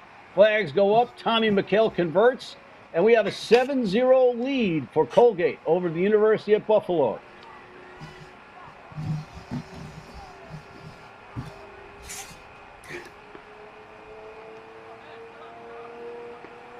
Matty, I think you kind of felt like the first score was going to come from Colgate there. Their moves are a bit more decisive, and they're a bit more taking advantage of the opportunities they get there. Even when UB were on attack, you felt like the first score was going to come from Colgate. So it's up to Buffalo now to pull back together.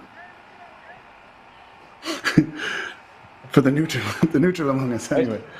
I certainly didn't feel like Colgate was going to get the first score, so we are at odds. So we have another competition going on here, ladies and gentlemen, as University of Buffalo gets us restarted. Colgate takes it, nice stiff arm, and a big rambling run straight forward. You got to like that. Go north-south. Use that big body to get some extra meters. There's Wolf. Got to get out, and we have a kick downfield. Collected by Buffalo, taking off the hop. Here come the Bulls, trying to stampede back on attack. Colgate with some good counter-rucking and good defense. But Buffalo fortunate to hold on to it. And crashing forward. There's a shot of that Buffalo sideline, Coach Mike Hodgins and co. in the blue and white,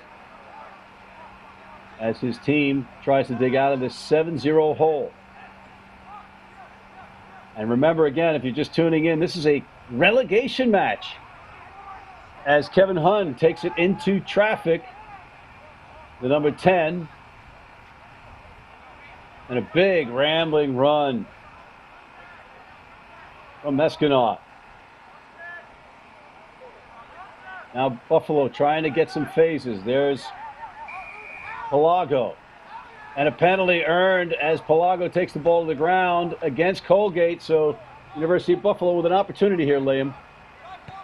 Yeah, these kind of penalties are all just discipline. Just phase after phase, doing the right things and not biting at the stuff you're not supposed to. When the ref tells you hands out, you listen to him. Just pay attention to your ref. That's all just phase after phase, discipline.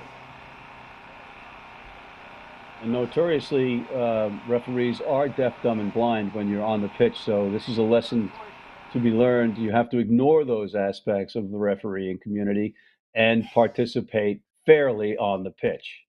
One of the things that you learn maybe after college, after a few sin bin trips. They tend to be a little bit more patient with players like that in college. There's a line out, not exactly in straight, but it might have been tipped. So Buffalo with possession inside Colgate territory, trailing 7-0 are the Bulls versus the Raiders. Good clear out, but no, it's going to be a penalty not rolling away against Colgate.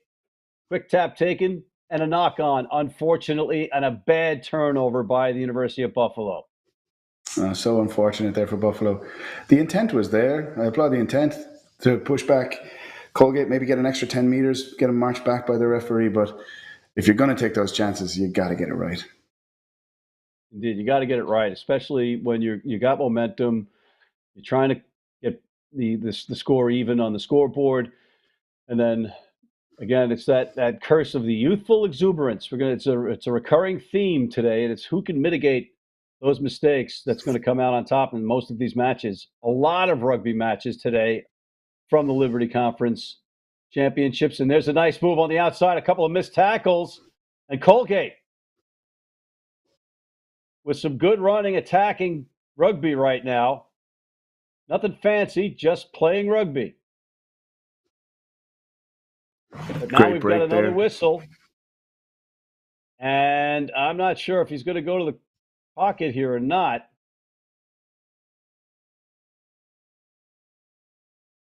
Great break there from Robbie Wolf. He just got himself isolated. He tried to cut back inside, but the support just wasn't there in time. He got the ball popped up off the ground, but the next phase then, they were just all by themselves. And that first rucker got his hands in tight over the ball. You've got to hit him hard. Next person to the ruck has got to tear him out of there. Otherwise, the ref's going to give the penalty all day. All right, the kick is driven into touch by de Villeneuve.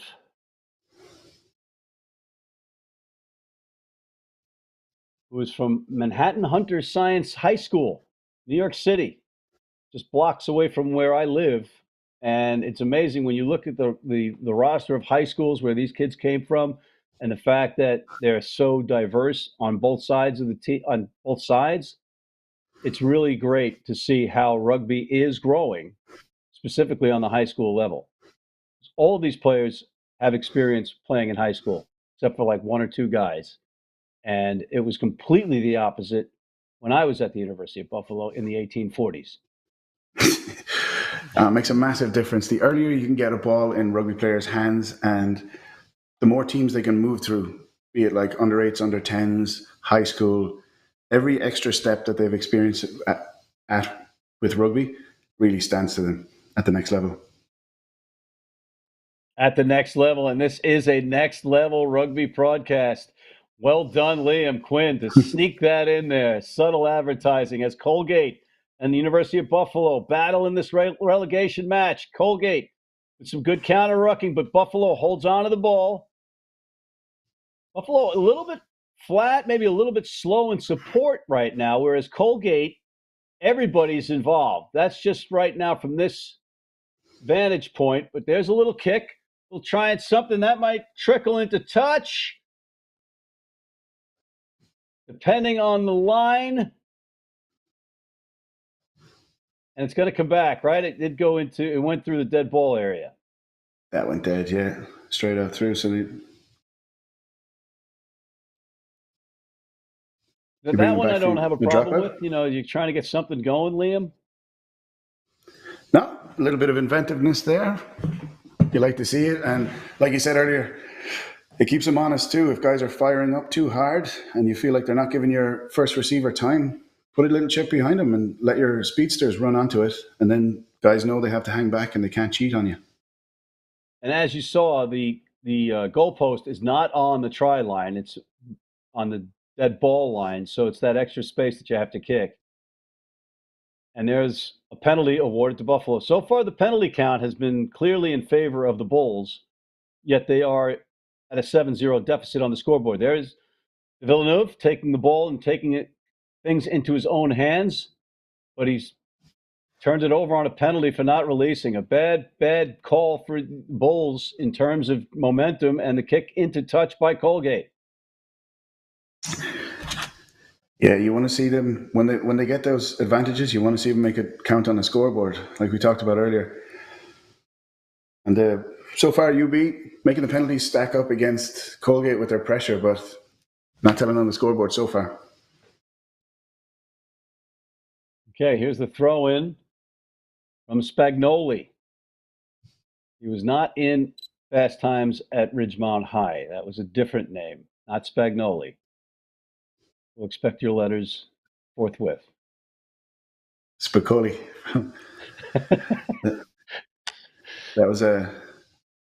That throw there was on the outside shoulder. The referee's going to see that picture and call it all day. So they'll look to clean that up now the next time. University of Buffalo with a scrum down. De Villeneuve, the statistics senior major, putting it in. Maybe look for Zach Antonacci to take it off the back of that scrum. But they've got to get some points before this half ends, and they just earned another penalty. And at some point, Liam, these penalties piling up have to result in a yellow card at least. But here's UB off the quick tap again. Aggressive on these penalties, not setting up and just going for it. See if it pays off this time. Good strong run from the Bulls. Good support. But again, you see a bunch of red jerseys on defense immediately.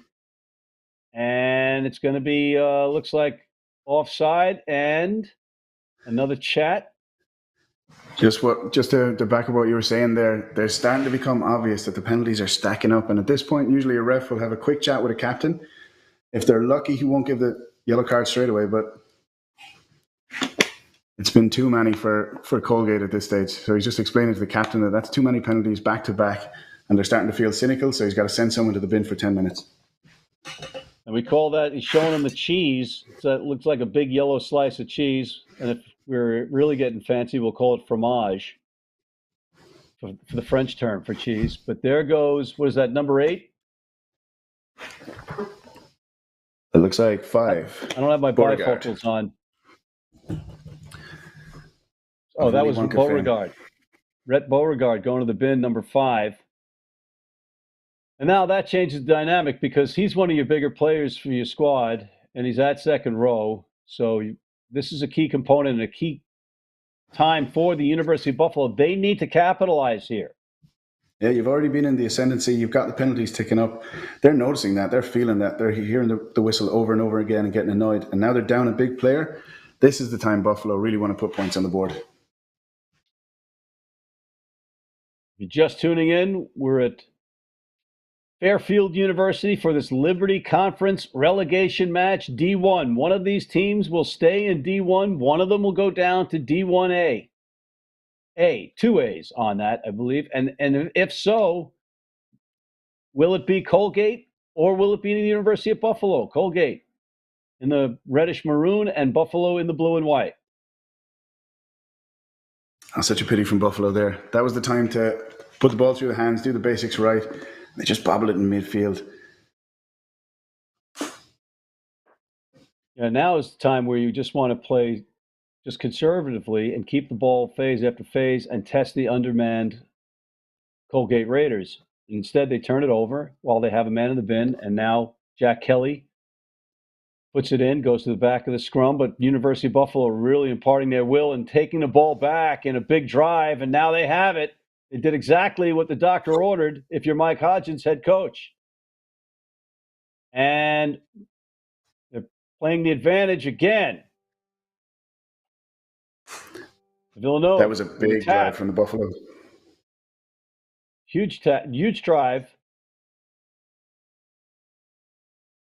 Now the Bulls really need points. They are down 7-0. They are up a player with Beauregard of Colgate in the sin bin. Little kick over the top. And again, that might be a little bit ambitious, particularly when you are up a man. I think it was just that they had the advantage there, so he thought he'd take the little chip kick on the free play, but that was a big drive from the Buffalo scrum there. They pushed him right back, and I'm surprised that the referee let Robbie Wolf snipe at the base of the Buffalo scrum. He seemed to go around and pick from the base when it should have been a scrum penalty against him, if anything. And I just saw another Colgate player trotting off the pitch. Was that another yellow? I didn't see the referee go to his pocket. We'll get verification on that. In the meantime, it's a penalty. Interesting decision from Buffalo here when they have them under pressure and they're still just going to kick their 3 points. That's how valuable it is to them to get the scoreboard moving. We don't have the official time on the referee's watch handy, but time is likely a factor in getting points. But you want to get something. I mean, you got to get something. But you're up a man. This is no easy kick. The kick is up. And that kick is no good. But it looks like they're going to redo it as per a Colgate player moving too quickly. If you get a second bite. Yeah, you can't charge the penalty kick.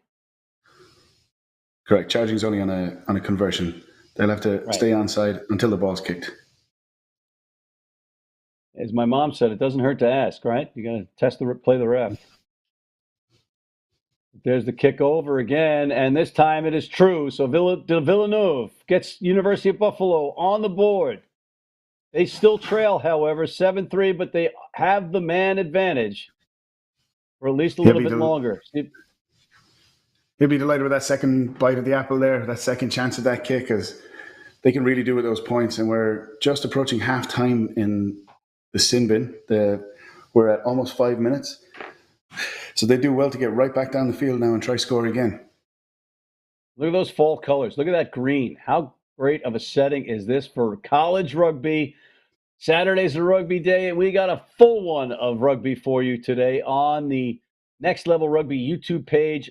All live matches all day long, including our last match of the day at 9 p.m. between UMass and Binghamton as Colgate gets us restarted. And here come the Bulls, trailing 7-3. Oh, that's a big bruising run. Looks like a young Kenny Letow, University at Buffalo legend, taking that ball into contact. Buffalo now trying to take advantage of the bigger players up front. Villeneuve into contact. Still on his feet. Not the biggest guy on the planet, but he battles specifically in contact, buying his teammates some time to get to the ball in pursuit and support. Takes it back out of the scrum again. Pass off. Now Buffalo again. Earning another penalty on a high tackle, Liam. It's a massive advantage to have a scrum half with a bit of size who doesn't mind getting involved in the play. There's a little trip there that the referee might have caught. He might be going to his pocket here if that was cynical. Oh, boy. That was pretty obvious. If you're going to do that stuff, you want to make sure you're behind the referee. Exactly. And there it is. Oh. And is that Second Jack Kelly? That is. Big 6'2" international relations senior.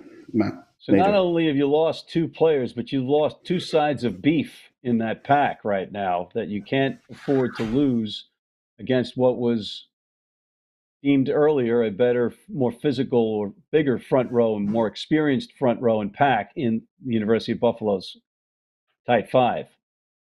Yeah, that's a lot of weight. If they're your first choice guys, your next choice guys are on the bench for a reason. So they will have to replace them for scrums, but you're not replacing like for like. All right, here's the line out. Mescanaw, the freshman, with the throw in, and it's stolen. Oh, it's given back. Who wants it? Another one. We'll have another line out. Who's last one to touch was Buffalo. So there's a quick line out taken by Colgate and a kick.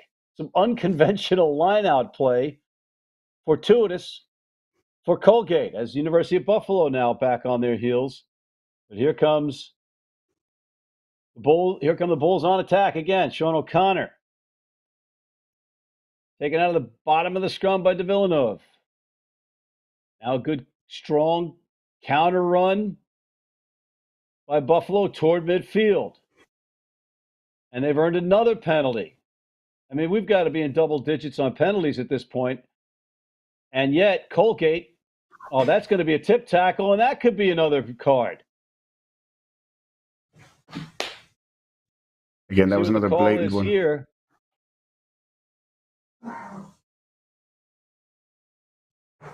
Ref talking to his assistant referee there, that's a big safety call. These have to be, might not just be seeing yellow here. This could be a red card. Is there any chance they're not going to do it because of the penalty count? I mean, no, a referee would have to be stronger, especially on a safety issue like a tip tackle. It's so dangerous around the head and the neck area, putting a player down like that. Here's the conference. Here's the drama. What will it be?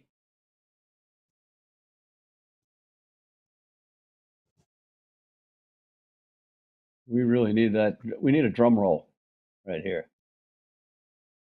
And it's just going to be a penalty, Liam. I can't believe it. That's Colgate consider themselves very, very lucky there. Whoa. Again, the University of Buffalo conspiracy theorists out there are harumphing and pounding their ham-fisted hands on the table. Jim Wall, you're livid at home in New Jersey watching this game. And in the meanwhile, we've got a scrum down basically just shy of midfield. And who's going to be in that pack for Colgate? Yeah, we've got a couple of replacement players here coming in. As you can see, Colgate coach sending in his wingers and his backs to fill holes for him. Yeah, you see Mike Gannon, the number 12, getting right in there. So we'll have to assume that Buffalo push. Colgate right back off this with their patched together scrum. But Liam, time has to be winding down in this half. There's your scoreboard. 37-15 to go. Gone by, and Buffalo really needs to get points right now before this half ends. You're up 2 men, and pressure showing all over the field. That's the first yellow card should be coming back right about now. But I think you were right when you said just the amount of penalties stacking up one after the other might have just gotten to the referee, and he was gun shy to go to his pocket again. Because that really should have been at least a yellow, if not a red, on that last tip tackle. Indeed. So if you're Mike Hodgins and co, you really got to get your big guys to step up, keep that ball, and get some points. I mean, we're winding down. And I think Buffalo looked fantastic in midfield when they got their big runners going, the big strong men in midfield, and they got some pace behind them and running onto the ball. Those passes that go out in front of a runner so that you can run onto it at pace instead of stopping and catching. That really looked impressive from Buffalo when Villanueva got his midfield involved like that. So I'd love to see more of that, especially while they're still up by a 1-man advantage for another 6 or 7 minutes.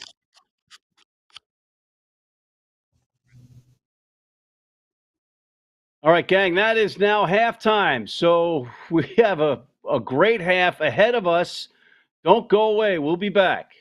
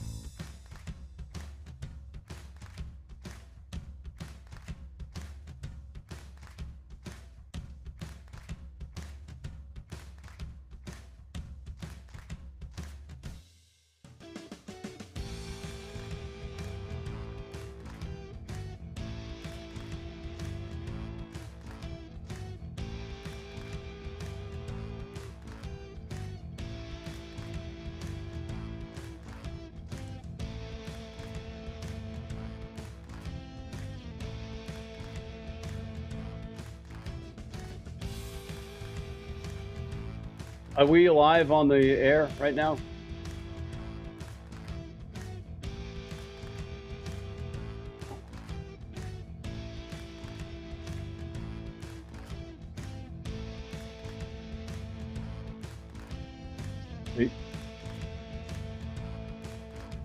How long's the halftime? I'm getting a coffee. I'll be right back.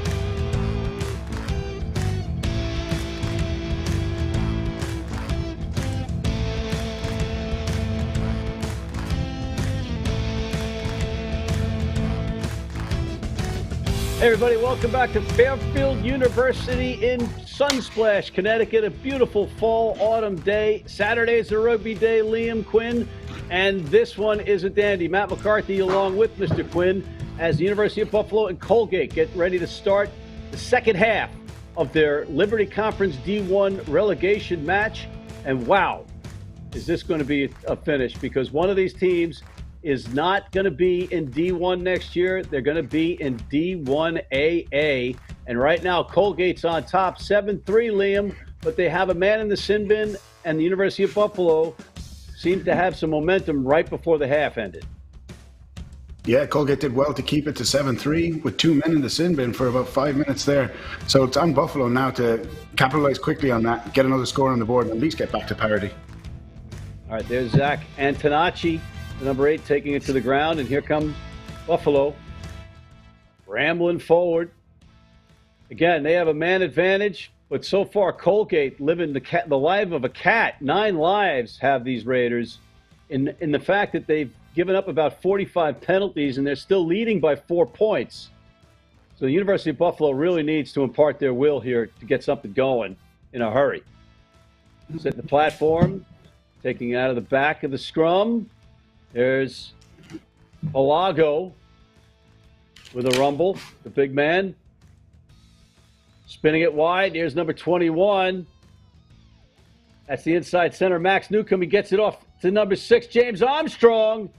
And they are knocking on the door, are the Bulls. The Raiders in the maroon, Buffalo in the blue and white.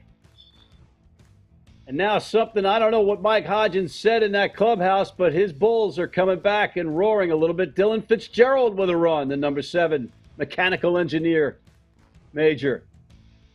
Some lineup changes made by Buffalo. 21 was starting at 12. It just had a jersey swap, so that's not a substitution. Here comes number 3, J.D. Asplund. Nice move back inside, Ken Mulvey. It's like everybody on the team for the Bulls is getting their hands on the ball right now. Now they spin it wide. Or wider. And it's taken, picked up by Colgate. Colgate dodges yet another bullet. And now counter-rucks, or with a counter-attack, I should say. Ball taken to ground. Wow, again, Liam. Colgate surviving. We talked about it so many times in the first half that it's, if you get down there, if you're in an attacking position in their 22, you've got to make it count. There's no point being down there for 5-10 minutes, flashing the ball through the hands unless it counts on the scoreboard. And they've earned a penalty, and now they're on the advantage, despite the fact that they're still down a player. You have to be very, very happy and content right now if you're head coach Dave Chapman with the scoreboard. You're not happy about the penalty count, certainly, but you have a younger team, and they're going to make these mistakes against a more experienced team, but the scoreboard is what it is. It's 7-3 Colgate in a relegation match, and there has to be some urgency as this penalty is brought back to the initial point of infraction, and it looks like a player's coming off the bench for Colgate. Unbelievable. Well done. The Bulls came out. The Bulls came out like bats out of hell there, and you would have had your money on them eventually forcing their way over, or at least clocking up some penalties down in Colgate's 22, especially with them down to 14 men. So everyone's got a little bit of extra coverage to do. Everyone's got to get up off the ground a bit quicker. Everyone's got to be right there, calling out, barking, talking to your teammates, getting your defensive line set. So your money would have been on Buffalo to score there, at least get something back. But Colgate had to flip as a switch there. They were right back on the counter-attack and willing to run at them right out of their own 22. And Liam, you're a front row guy, and we talked earlier about what seemed to be an advantage in the front row for University of Buffalo. If you're one of those guys in the front row right now, what are you saying to each other? Well, you're trying to catch your breath, first of all, after that helter-skelter couple of 5 minutes at the start of the second half. But Buffalo had a strong advantage in the scrum, and especially with the 2 yellow cards being subbed out, they were getting pushed around. So in the front row, right now, you're telling guys, you've got to front up, you've got to give the rest of your team a platform to play off. And how does it weigh on you mentally if you don't take advantage of the man advantage?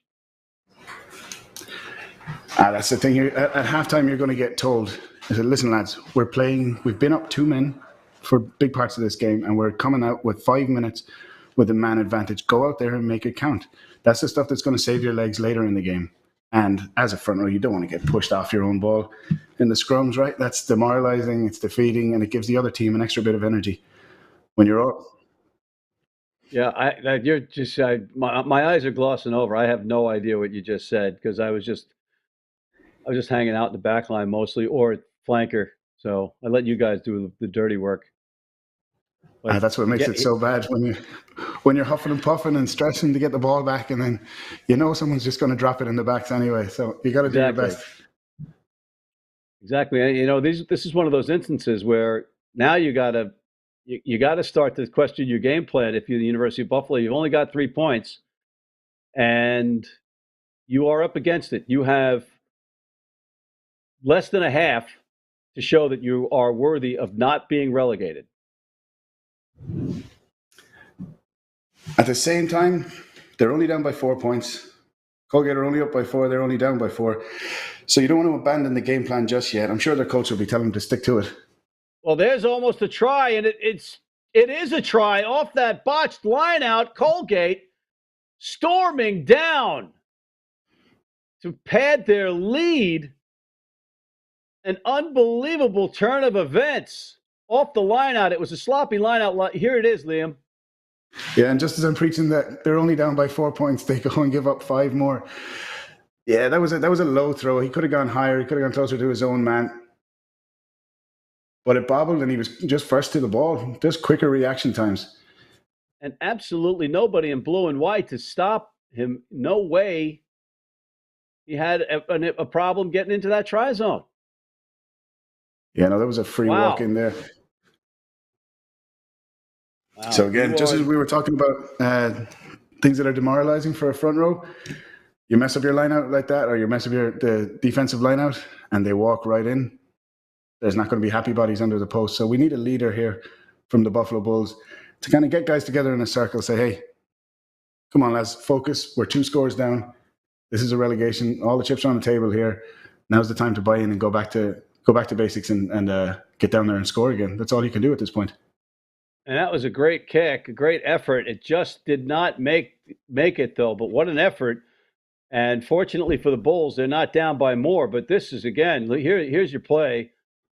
It was Colgate basically botching the replay, but then just peeling off and taking off with de Villeneuve, the only one there to play defense. It's just a stunning turn of events. And hats off to Colgate. They have survived one penalty after the next. They were down as many as 2 men, and they have the lead 12-3. That's why we play these games. There's the restart. Colgate taken, well, under pressure. University of Buffalo has to get a little bit desperate now. And you want to be wary of taking a penalty out of desperation, but they do get the ball back, and they are now in prime position to get right back in this game. This is a crazy, upside-down, topsy-turvy world of rugby here in the Liberty Conference relegation match at Barlow Field, Fairfield, Connecticut. We've got spectacular weather in the autumn series, if you will, and it can't be better. Liam Quinn, Matt McCarthy for Next Level Rugby. What a way to start a Saturday. And this wasn't even the first game, Liam. No, we were up bright and early at 8 o'clock for the first kickoff today between Yale and Albany. Bit of a one-sided score at the end of that, but Yale got to stretch plenty of new, younger legs, and it was a beautiful start to the morning.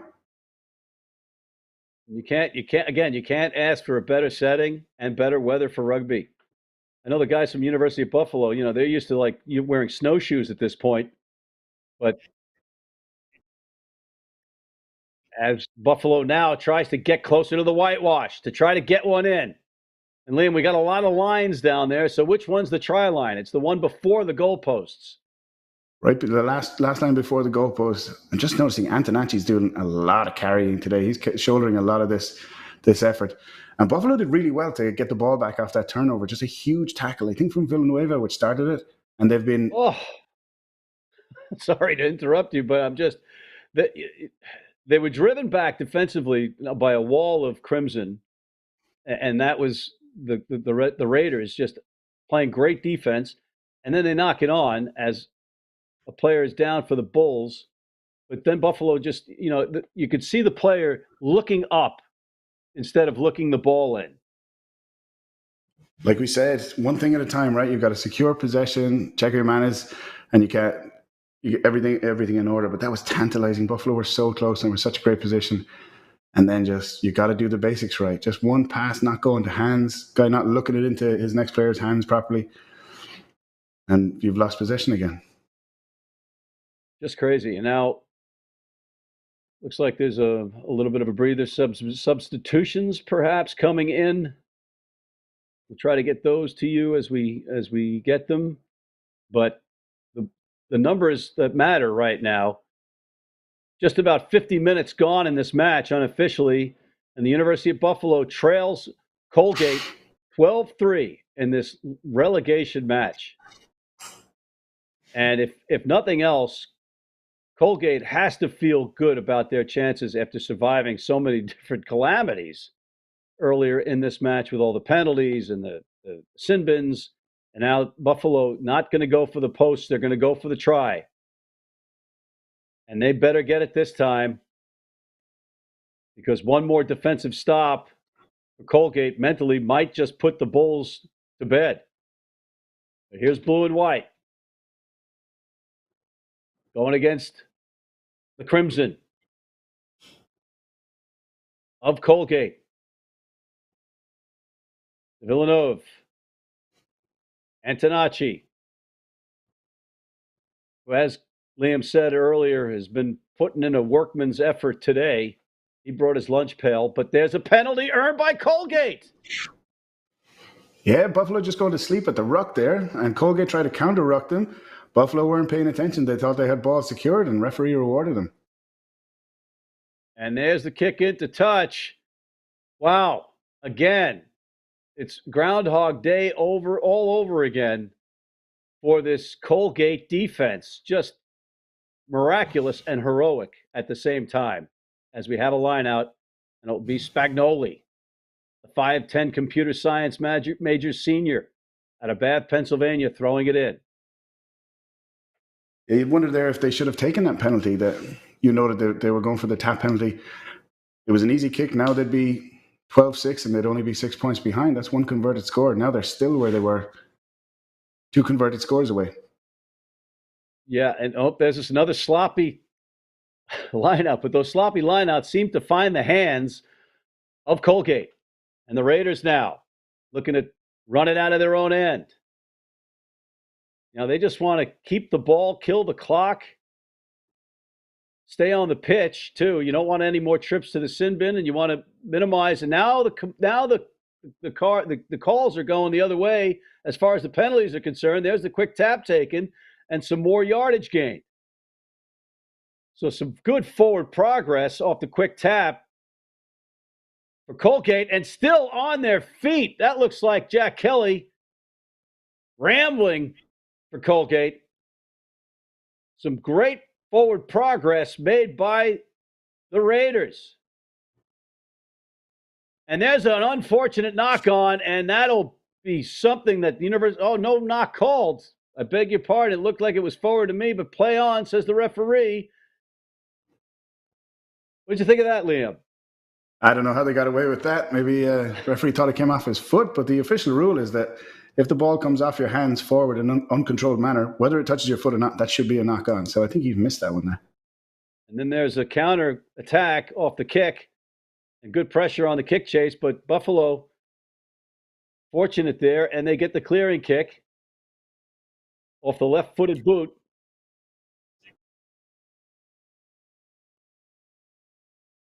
And Liam, we've got some other action going on. That's URI in Columbia.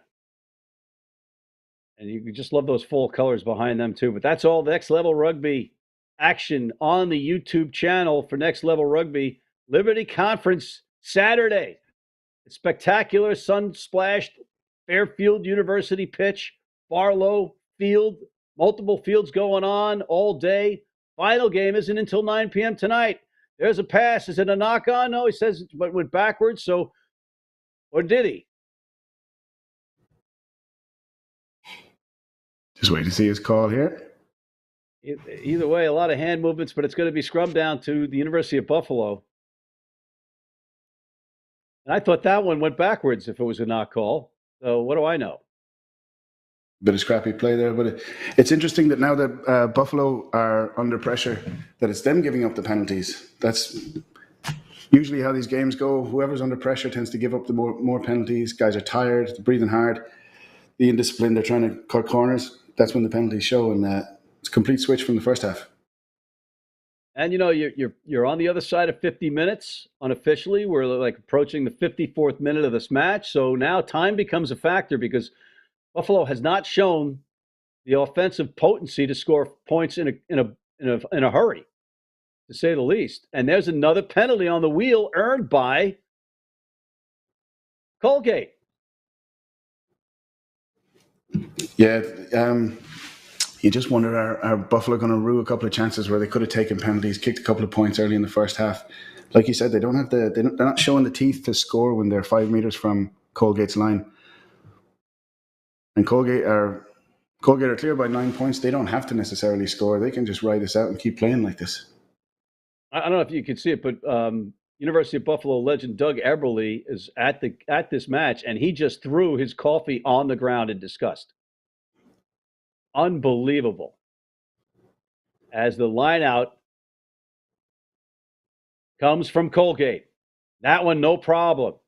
They seem to figure it out, those tap Colgate passes coming into those lineouts.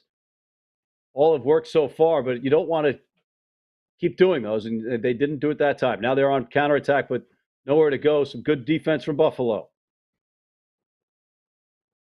Just hopping on the back and taking them down on that tackle. And you have to be wary of those because everything is construed as a high tackle these days in the name of safety. De Villeneuve digs it out. There's a tough choice on that kick. He kicked it right into the defender, but now it was playing the advantage. So, again, players are doing things that we don't know about. They had the advantage, so that was the kick. And it was not 10. So now we'll see what the call is here in a conversation with the assistant referee. Just to back up what you were saying there, Matty, this referee is playing a very, very high tackle line. Normally nowadays, referees, and there's been a couple of tackles that were up around the shoulder, latching over the top, very close to horse collars, and he's been very lax with it so far. He's playing a very high tackle line. And yet the penalty is going to be to the University of Buffalo, and I can't help but keep glancing at that URI Columbia match. I love those powder blue kits, and you can read the numbers, Liam. How about that? Yellow numbers on blue. You can read it. We were thinking the exact same thing.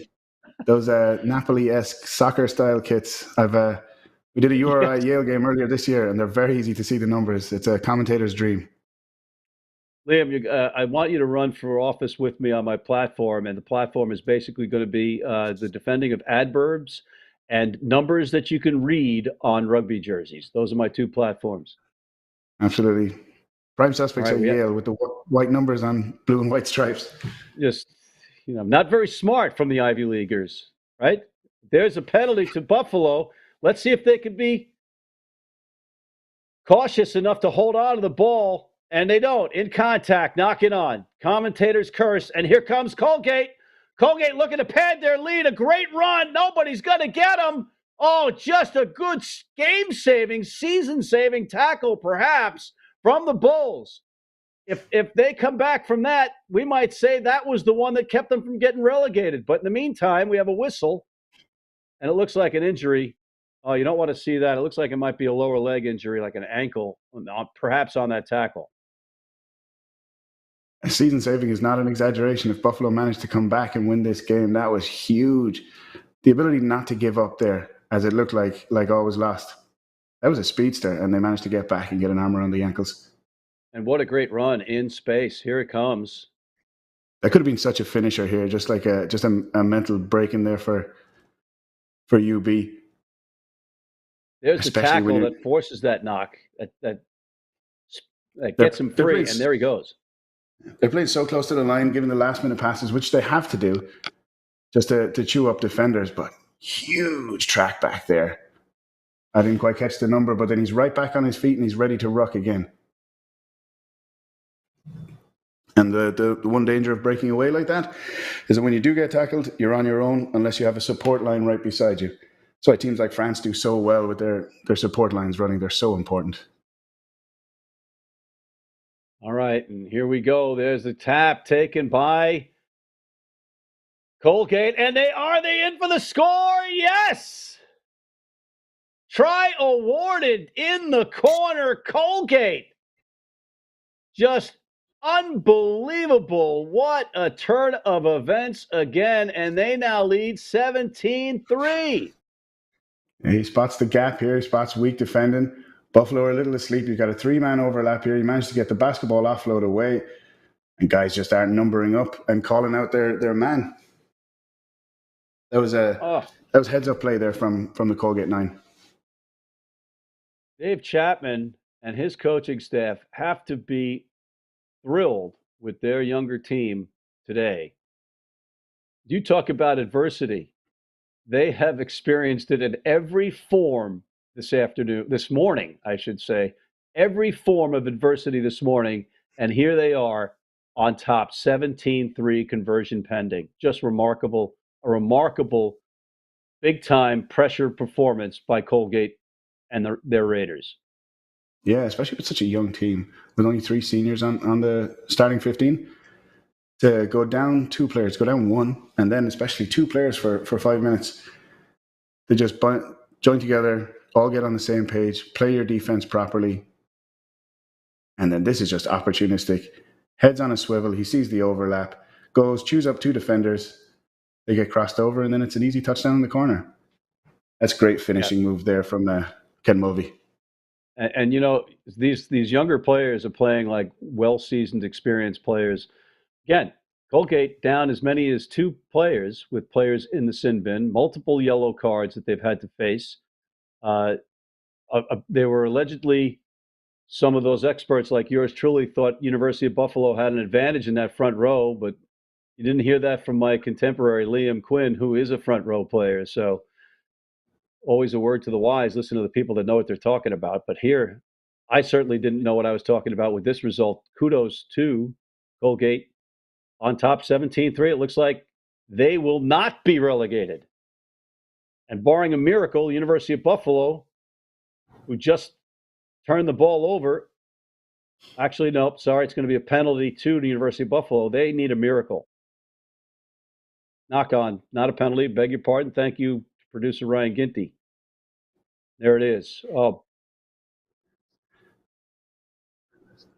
I think we're going to change that again. It's an accidental offsides.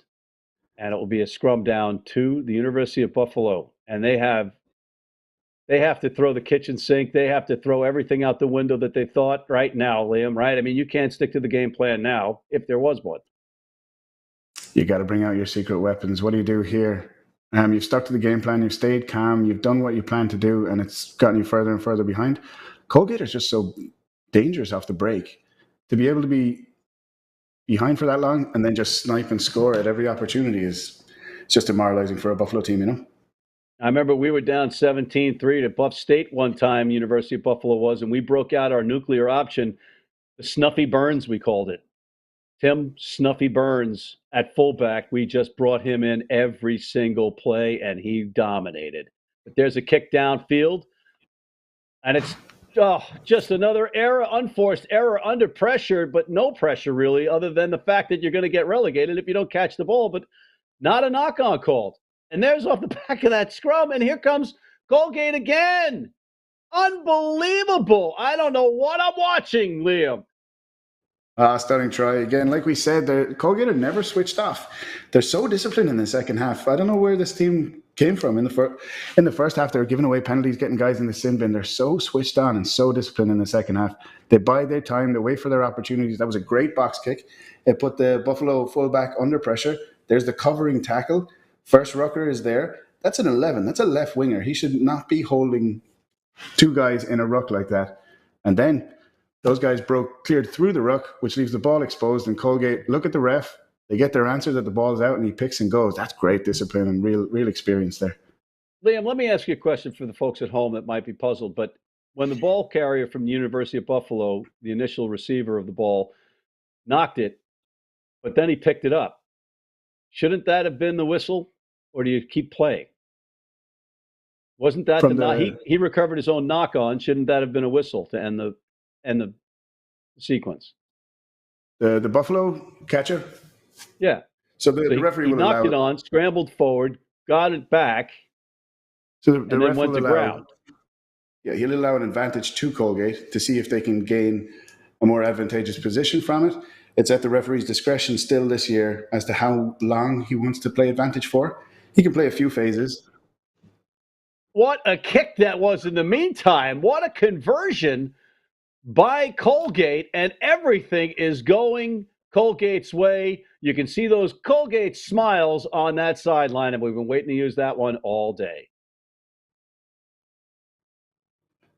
But yeah, so a lot of times you'll see a guy just once he makes the mistake, commits the knock on, he'll just wrap the ball up and tuck up on the ground because he doesn't want to give that advantage away. So he'll force the referee to call the penalty. Wow. 24-3 Colgate now, just they are playing with such confidence.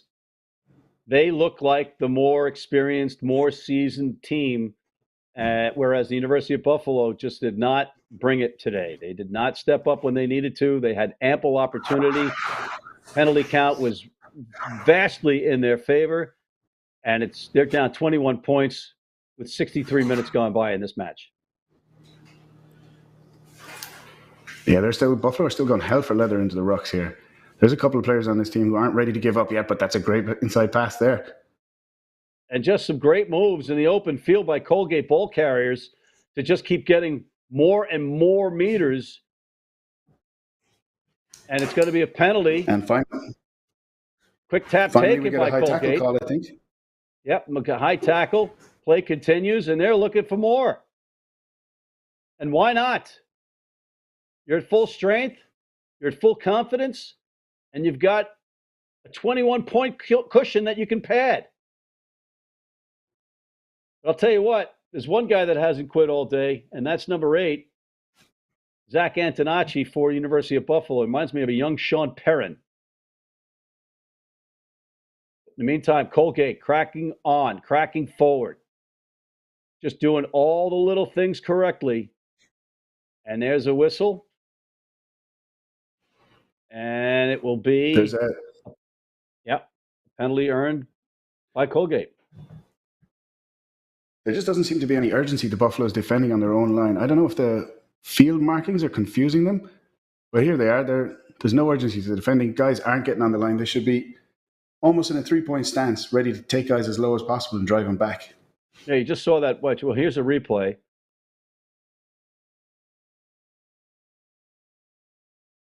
There's no way that guy should be able to reach over the line like that. You saw the Colgate players all in position, whereas University of Buffalo players are still walking in, and walking in for the try is Colgate once again. Stunning try by Colgate, as though University of Buffalo wasn't there to anticipate that. Yeah, walking in is right. Look at Tommy McHale here. He's ready to take that tap penalty. Buffalo are all over the place. They should be in a straight line with equal gaps between them. Everyone calling their man, calling their position to defend. There's no way this guy should be breaking through a full line of defense on your try line like that.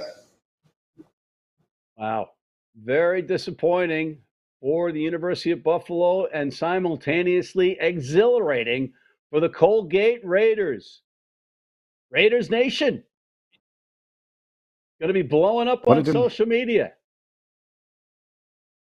And the conversion's good, Liam. What a difference 10 minutes make.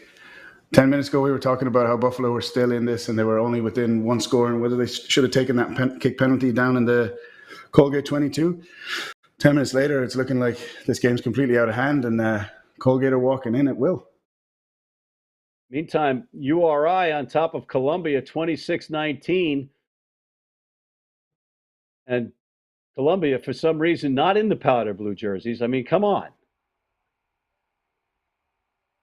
All right, here's another shot. I can call you any of these numbers. There is a deflated University of Buffalo squad restarting us here again.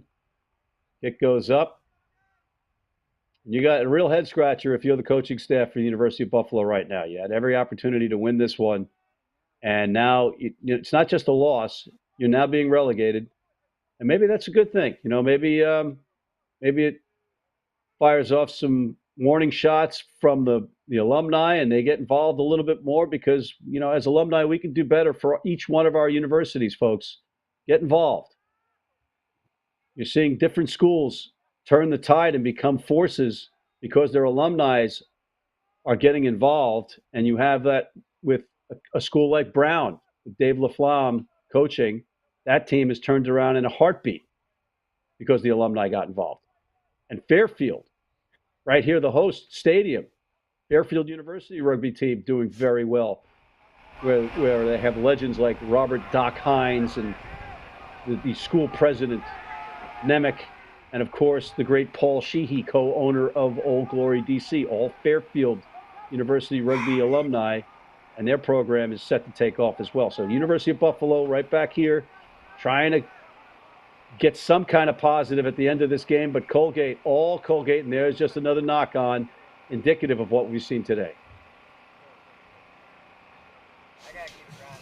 Yeah, Buffalo trying to trying to get any momentum at all here, really. And at this stage, you're just trying to keep guys doing their jobs, keep their heads in it. I mean, so just some basics, Liam. You see the ball, catch the ball. Right? It's like we said, do one job at a time. First things first. You got to catch the ball before you can pass it. Otherwise, that's when it starts bobbling out of hands. But again, I got to go back to Sebastianelli, Spagnoli, and Brodeur up front. You got Orozwiski, Beauregard as the 4 and 5, Charlie Opereza at number 6, Frankie McLaughlin, a great match, Jack Kelly, a great match, Robbie Wolf, Tommy McHale, Phil Dillick, Mike Gannon, Spencer Hill, Ben Grunther, and Zach Greenberg, the starters for this Colgate squad. Very, very sharp match today. Yeah, Ben Brodeur, a great name to grow up in New Jersey with. I wonder, is he a hockey fan? Brodeur. But he's doing a stand-up job there at tight head today, anchoring that scrum for Colgate. Now, you said that with a little bit of pride there. I noticed that you love the fact that those front row guys are doing well, specifically when frauds like yours truly was saying that they were on demand. I think it must be a great feeling for the Colgate front row, especially having lost the dominance in the scrum for a huge part of the game there, with guys in the bin, to come back and enforce your dominance over them again. It must be a great feeling. There's another advantage being played again. Just a knock on, and you see the smiles, the difference of the teams. Billick smiling because he thought he had a try, but for a knock on, and it's a light moment when you're up 31-3, but it's not so light if you're trailing 31-3. Yeah, good moments. They'll remember these. They'll be talking about these later after the game when they're going back over it. It's always fun when you're up these scores. And when you're camped out on another team's line, like Colgate have been a couple of times and scored from it. As much of a boost as it is to shut down or to score and try, it's also like the opposite. It's demoralizing to get scored on like that. So that'll really bring this pack together. That's the throw in from the number 6, James Armstrong. And Buffalo driving forward. I'm just hoping that number 22, Nick Buffalino, gets in for the University of Buffalo, because that is clearly the best name in the University of Buffalo history. Buffalino. I just wanted to give him a shout out. I wonder, was that on his prospectus when he applied? But what do you recruit? Did you purposely recruit him for the name? Because either way, it's just genius that he is with the squad. There's a whistle. Looks like we got some substitutions coming on. I think the referee, Badger, is listening to our broadcast. There goes some players out for the University of Buffalo. And you know what? Some of those seniors that are going to go home after this loss, it kind of stinks, but there's plenty of rugby to be played. You can play men's club rugby. You can play 15s, you can play 7s, and you have a pathway to try to make the Eagles and or MLR nowadays. Whereas after college, it used to be over. And there looks like a high tackle. Yeah, it's a high tackle against number 18, Caleb Smith, coming in. So here's a penalty. It'll be a kick into touch. Yeah, they'll need to get a bit of territorial advantage here, set up a better attack. 9 minutes left now. They're going to look to get a couple of scores on the board here, save a bit of face and get a bit of morale back. Just looking at that kick into touch, it reminds me of a guy named Jerry Rowan, legend for UB Rugby. Him at number 8 and Dan Whitney at number 10. Boy, they were unstoppable, but the Colgate Raiders would have stopped them dead in their tracks today with this performance. Yeah, Colgate looking very secured in their performance. Very mature performance. Calm under pressure. To give up those 2 penalties early must have been tough. There's a line out taken by the University of Buffalo. Now they're starting to, it looks like, do some of the things correctly. There's number 13, Ken Mulvey, who's battled all day. No quitting him, and you can see it right there. That's a microcosm of his day, but unfortunately, it's been all Colgate. Nice pass outside. Here's Armstrong. Armstrong with a crack.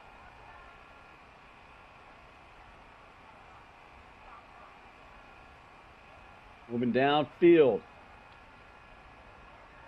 There's the big fella, number 2, Meliko Meskina, a freshman finance major, so he'll be back. But look at all the maroon jerseys all over any ball carrier for the University of Buffalo. They are not giving up anything easily. Dancing his way in traffic, Dylan Fitzgerald, the number 7, and did he get it down? No, it looks like it was knocked. Let's see what the call is. I think Colgate lungs starting to hurt a little bit. Like it was doing well. Sorry, go ahead, Liam. Yeah, Colgate doing the right things in defense. They're just running out of a bit of puff here. They've been working so hard in this game that they're finding it hard to get guys to ground. Frankie McLaughlin, or beg your pardon, Dylan Fitzgerald there, just managing to pump the legs and stay on his feet. And that was all the difference there between going to ground and getting that score. I got a pressure question for you. Who's your your player of the match? Who is your rugby wrap-up player of the match, Liam Quinn? I think Buffalo's standout performers being Ken Mulvey, just looking for action all day, rocking, doing the dirty work that you don't normally see backs doing. He was everywhere. Meliko Meskina, brilliant as well, just a dynamo all over the field, carrying right until the very end. But I think for man of the match, tight call, but I think Tommy McHale is probably my man of the match for Colgate. Just pulling the strings there and directing traffic for Colgate. Ladies and gentlemen, you just witnessed a class act. He saluted the other team, and then he did not pick a front row guy as his player of the match. He picked a fly half. For a front row guy to pick a fly half as man of the match, that's just absolutely professional. Conversion was no good in the meantime, but Buffalo, they need more than a miracle. They need 3 miracles because it's 31-8 that they trail, but well done, Liam, on that U. Oh, Liam, URI nail in the coffin against your Columbia team. And looking good while they do it. Yes, indeed. Indeed. They're checking all the boxes, are URI. They have readable jerseys and a victory. Here's the restart from Colgate. The Bulls not exactly stampeding today as they ran into a crimson wall of Colgate Raiders.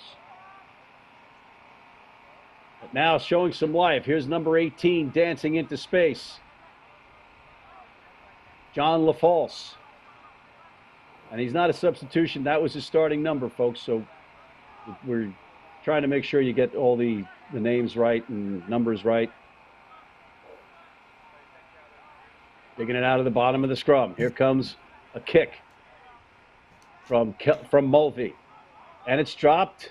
Oh, Zach Greenberg is not going to be happy about that. And he is a psychology major, so he'll be able to figure out why he dropped that one, Liam. Yeah, it was a great kick from Mulvey. He spotted the open field in the back. So he's got Greenberg backpedaling, which is not what you want to be doing. You want to be running onto it. And he's just taking his eye off for that, and he's got him right through his hands. You got to make that catch, though. That's not a difficult one, and he's a good player. He's only a sophomore, so he'll figure that out in short order. Out of Newton, Massachusetts. I got to salute my fellow Jersey boy, Ben Grunther, number 14, out of North Caldwell.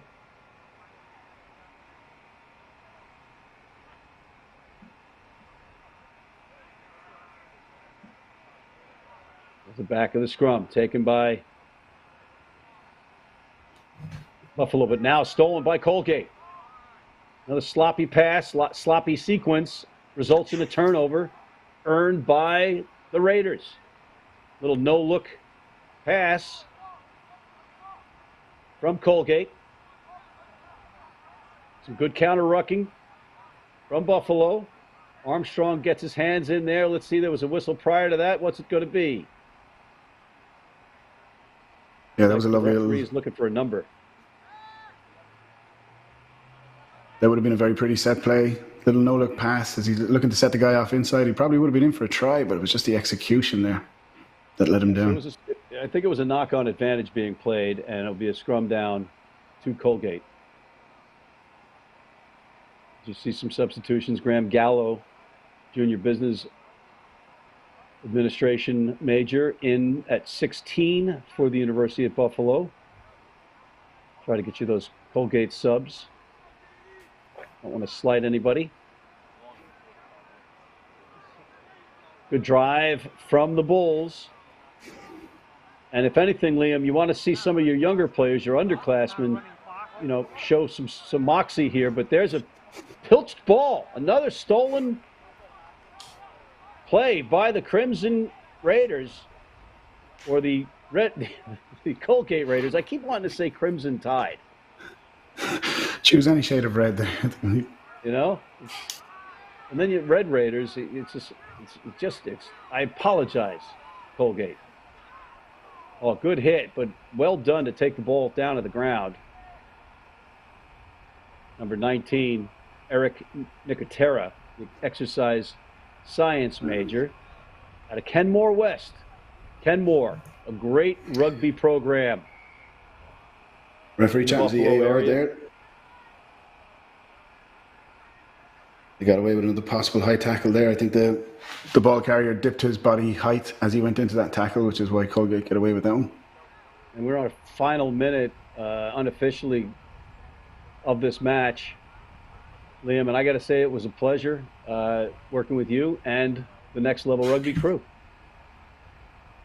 Thanks very much, Matty. You can send a check to my address. I appreciate that. Care of Buffalo University? It's at University of Buffalo. I mean, it's University at Buffalo, not of Buffalo. They changed it. University at Buffalo, I beg your pardon. It used to be a University of Buffalo, but now it's at Buffalo. Don't get me started on that. Anyway, dancing in traffic is your main Mulvey again, showing that he has absolutely no quit in him, and he's a senior finance manager out of Clarkston North High School. No, it's not. I'm sorry. He's from Johnsburg Central High School. And there's a knock, a non-contact knock on by Meskinaw, the freshman. And he's had a day at the Office of Learning, certainly, as a freshman in that front row for Buffalo. This should be full-time if they can just get it out and kick it out of bounds. Well, if you're a senior on Colgate, you're not kicking it out of bounds, are you? Right? This is your last play as a college player. If you're listening to your captain or your manager, maybe you are. Well, I guess no. They have a spring season, if you're graduating in the fall. This is your last match. I guess there's more detail to that. Liam, have you ever kicked the ball into touch to end a match as a front row guy? Yeah, as a funny talker in America, you get afforded a few kicking opportunities, no matter where you play.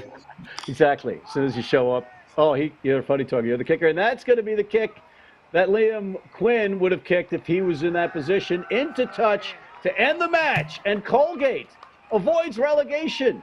University of Buffalo will get relegated. Unbelievable. Well done by Colgate, as the happy faces, the Colgate smiles, and but that's it, folks. We appreciate you tuning in. Tune into Next Level Rugby's YouTube channel for all Liberty Conference matches today. We'll see you on the next one.